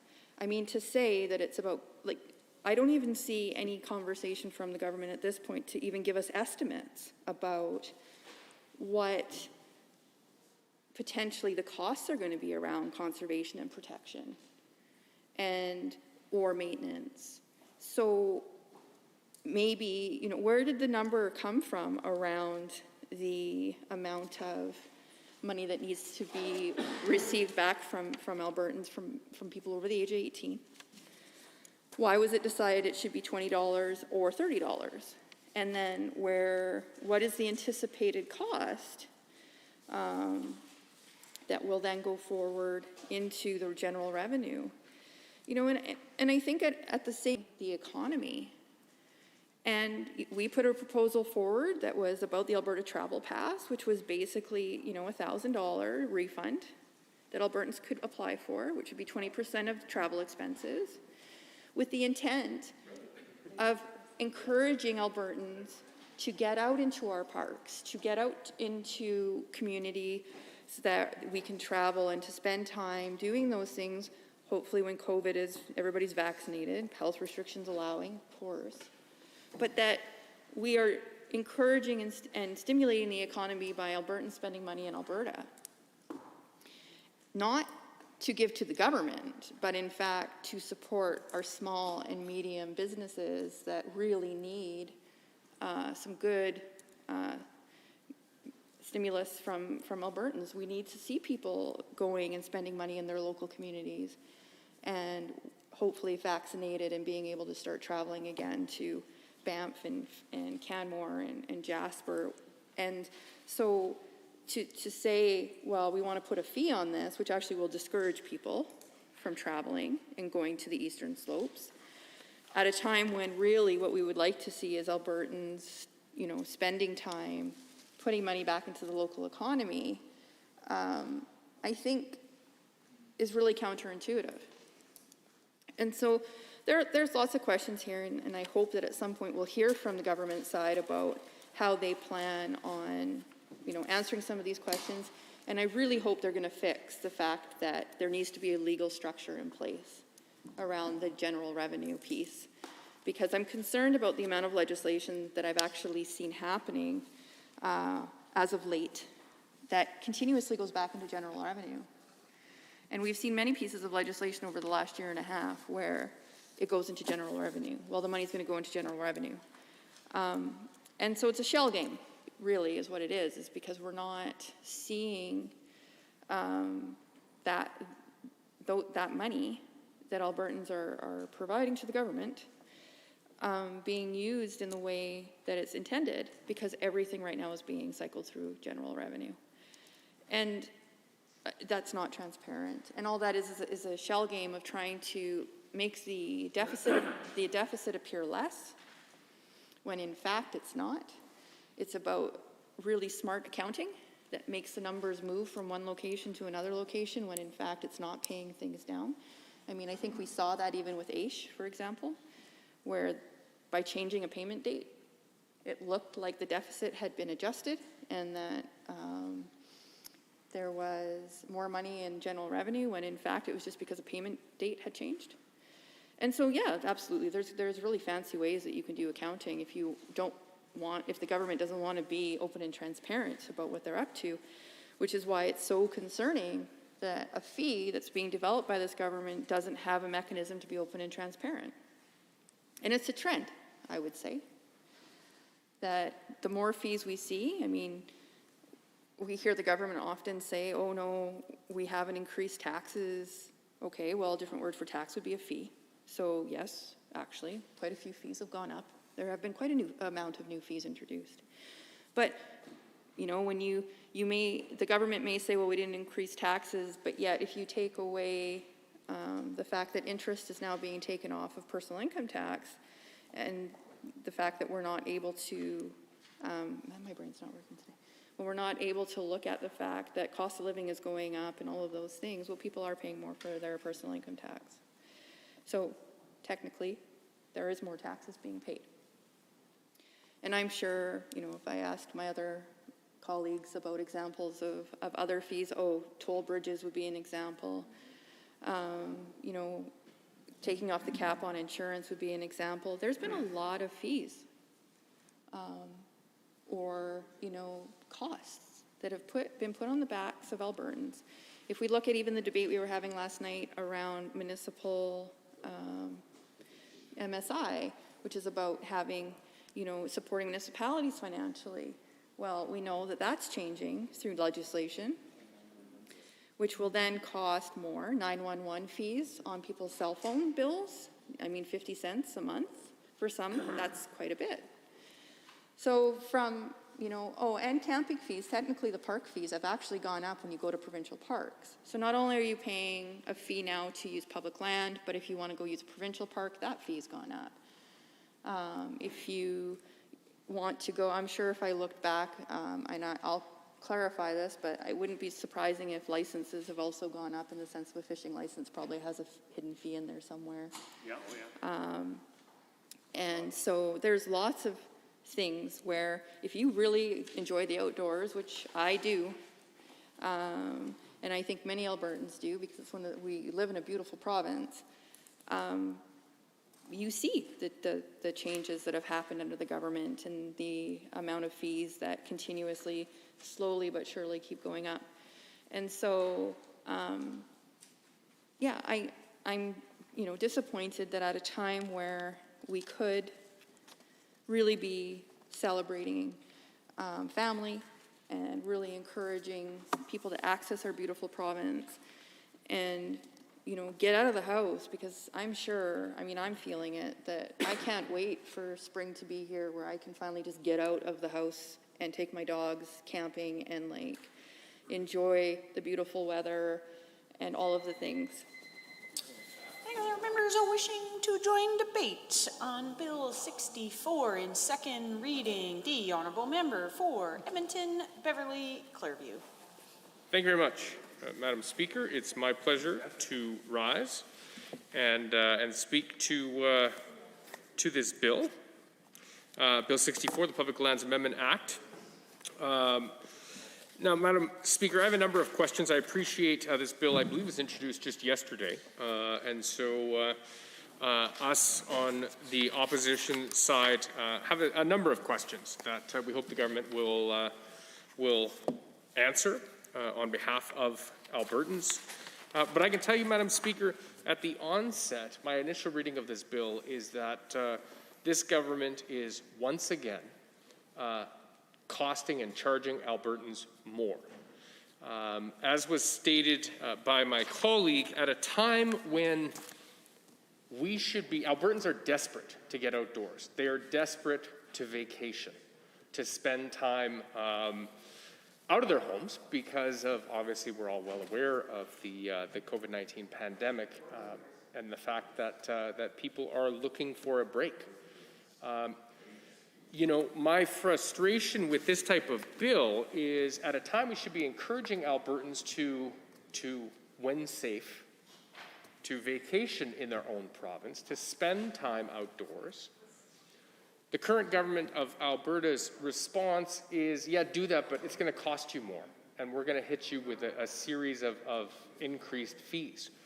Now, I don't know how, for members opposite, they can justify user fees or think or argue that user fees are not a tax. Oh no, we're not increasing taxes. We're just going to raise the cost of everything under the sun, but we didn't increase tax, which is actually untrue, because the personal income tax has been increased on every Albertan through bracket creep. Now, what's fascinating about that, Madam Speaker, is that the Premier himself, when he was head of the Canadian Taxpayers Federation, argued against bracket creep and called it a tax. Somehow now, he's completely done a 180, that now that he is Premier of the province, it's not actually an increase in tax. Well, it is, and that's how Albertans see it. And in addition to increasing the personal income tax on every Albertan, this current government has increased costs and fees on a whole host of things, from insurance to park fees to registry services. And for me, Madam Speaker, it's frustrating because you can't claim that you are anti-tax and we want to reduce people's tax, and then at every turn you are nickel and diming Albertans. Now, let's take a look at this bill, Bill 64, which provides the minister with the ability to charge any kind of fees that he wishes on public lands. Now, this technically would enable day use fees for OHV drivers. I can't wait to see how they're going to respond to the minister. You know, the minister has claimed for years in this chamber about how the NDP did this and the NDP did that. Well, these fees go into effect in 6 weeks' time. How many Albertans did the government consult with on these proposed fees? I don't think a single one. And if the government did, I'd encourage them to table that consultation.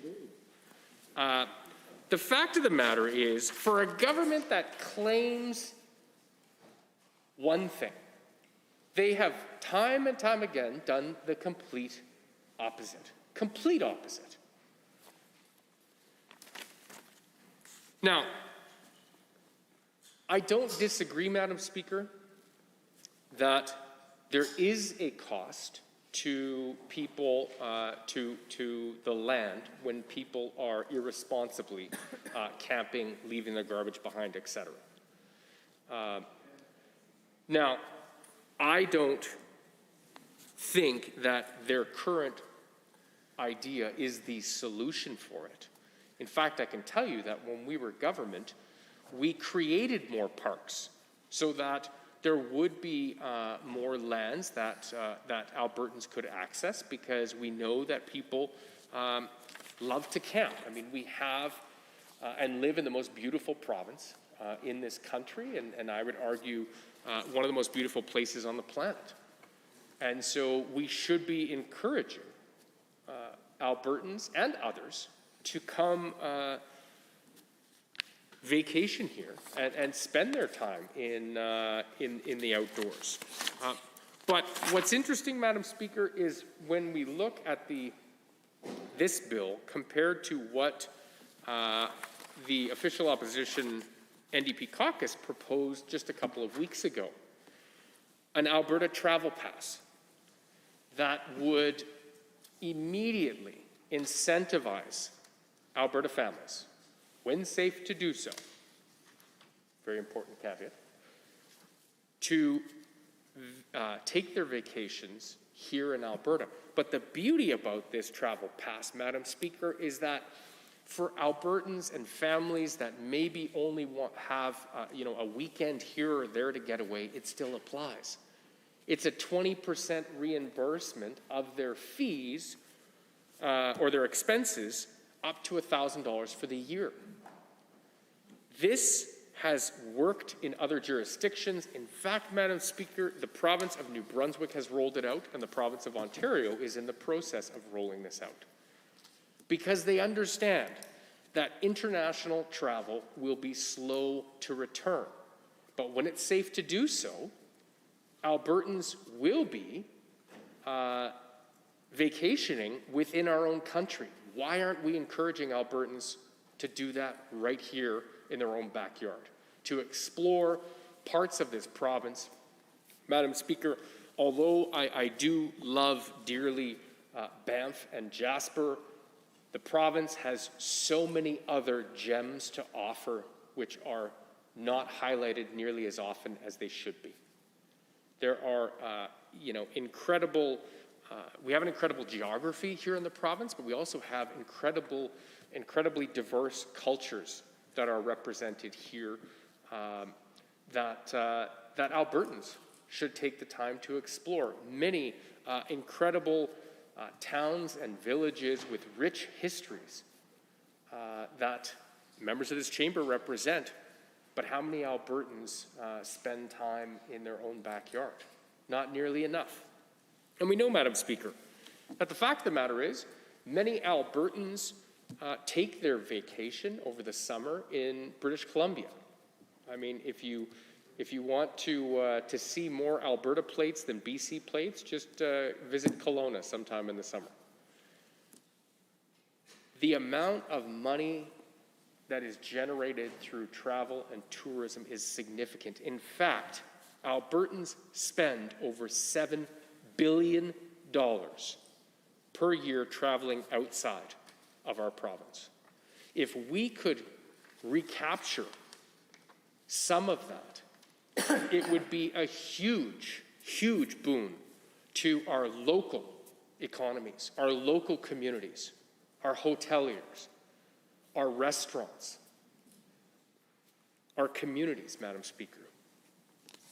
But instead of looking at an innovative solution to incentivize Albertans and their families to stay in the province and spend their money here supporting local Albertans, in fact, I don't know what's more Albertan than supporting our local businesses and our local communities. Through this bill, the government is proposing to slap a whole bunch of fees onto Albertans who may want to or were thinking about staying here in Alberta. This bill is a disincentive to Albertans to stay here.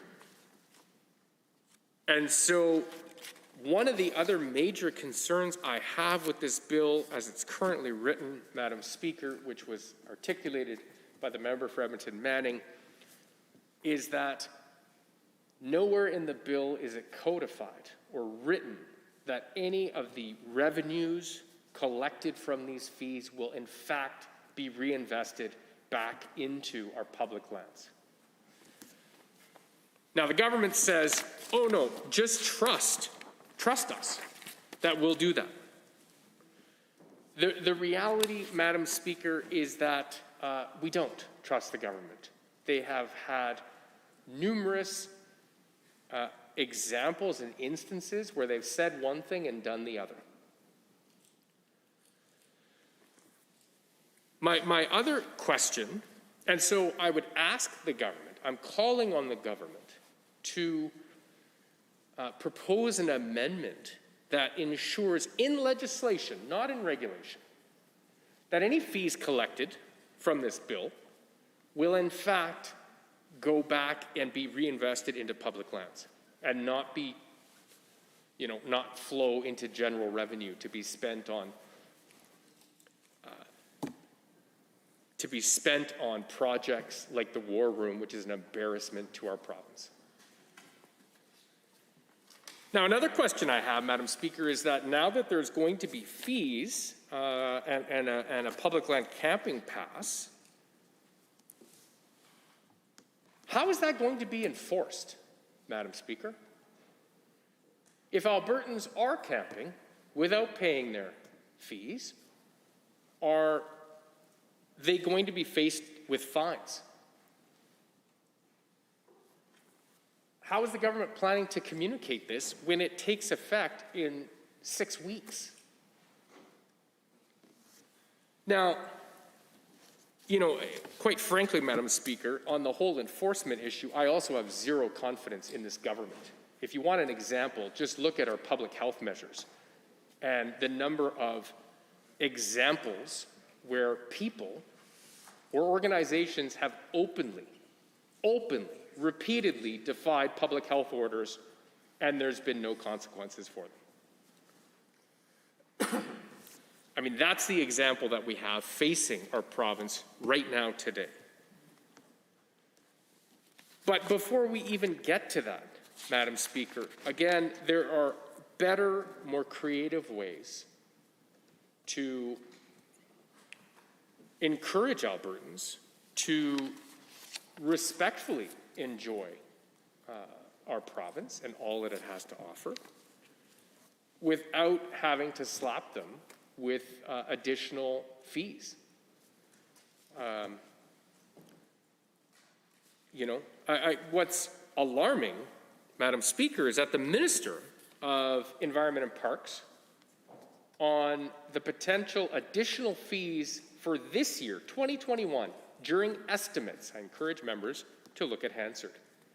The minister said, quote, depending on user access and what the numbers are, the Alberta government will continue to look at user fees, including new user fees that I haven't identified today, to be able to make sure that our park system can operate fully, end quote.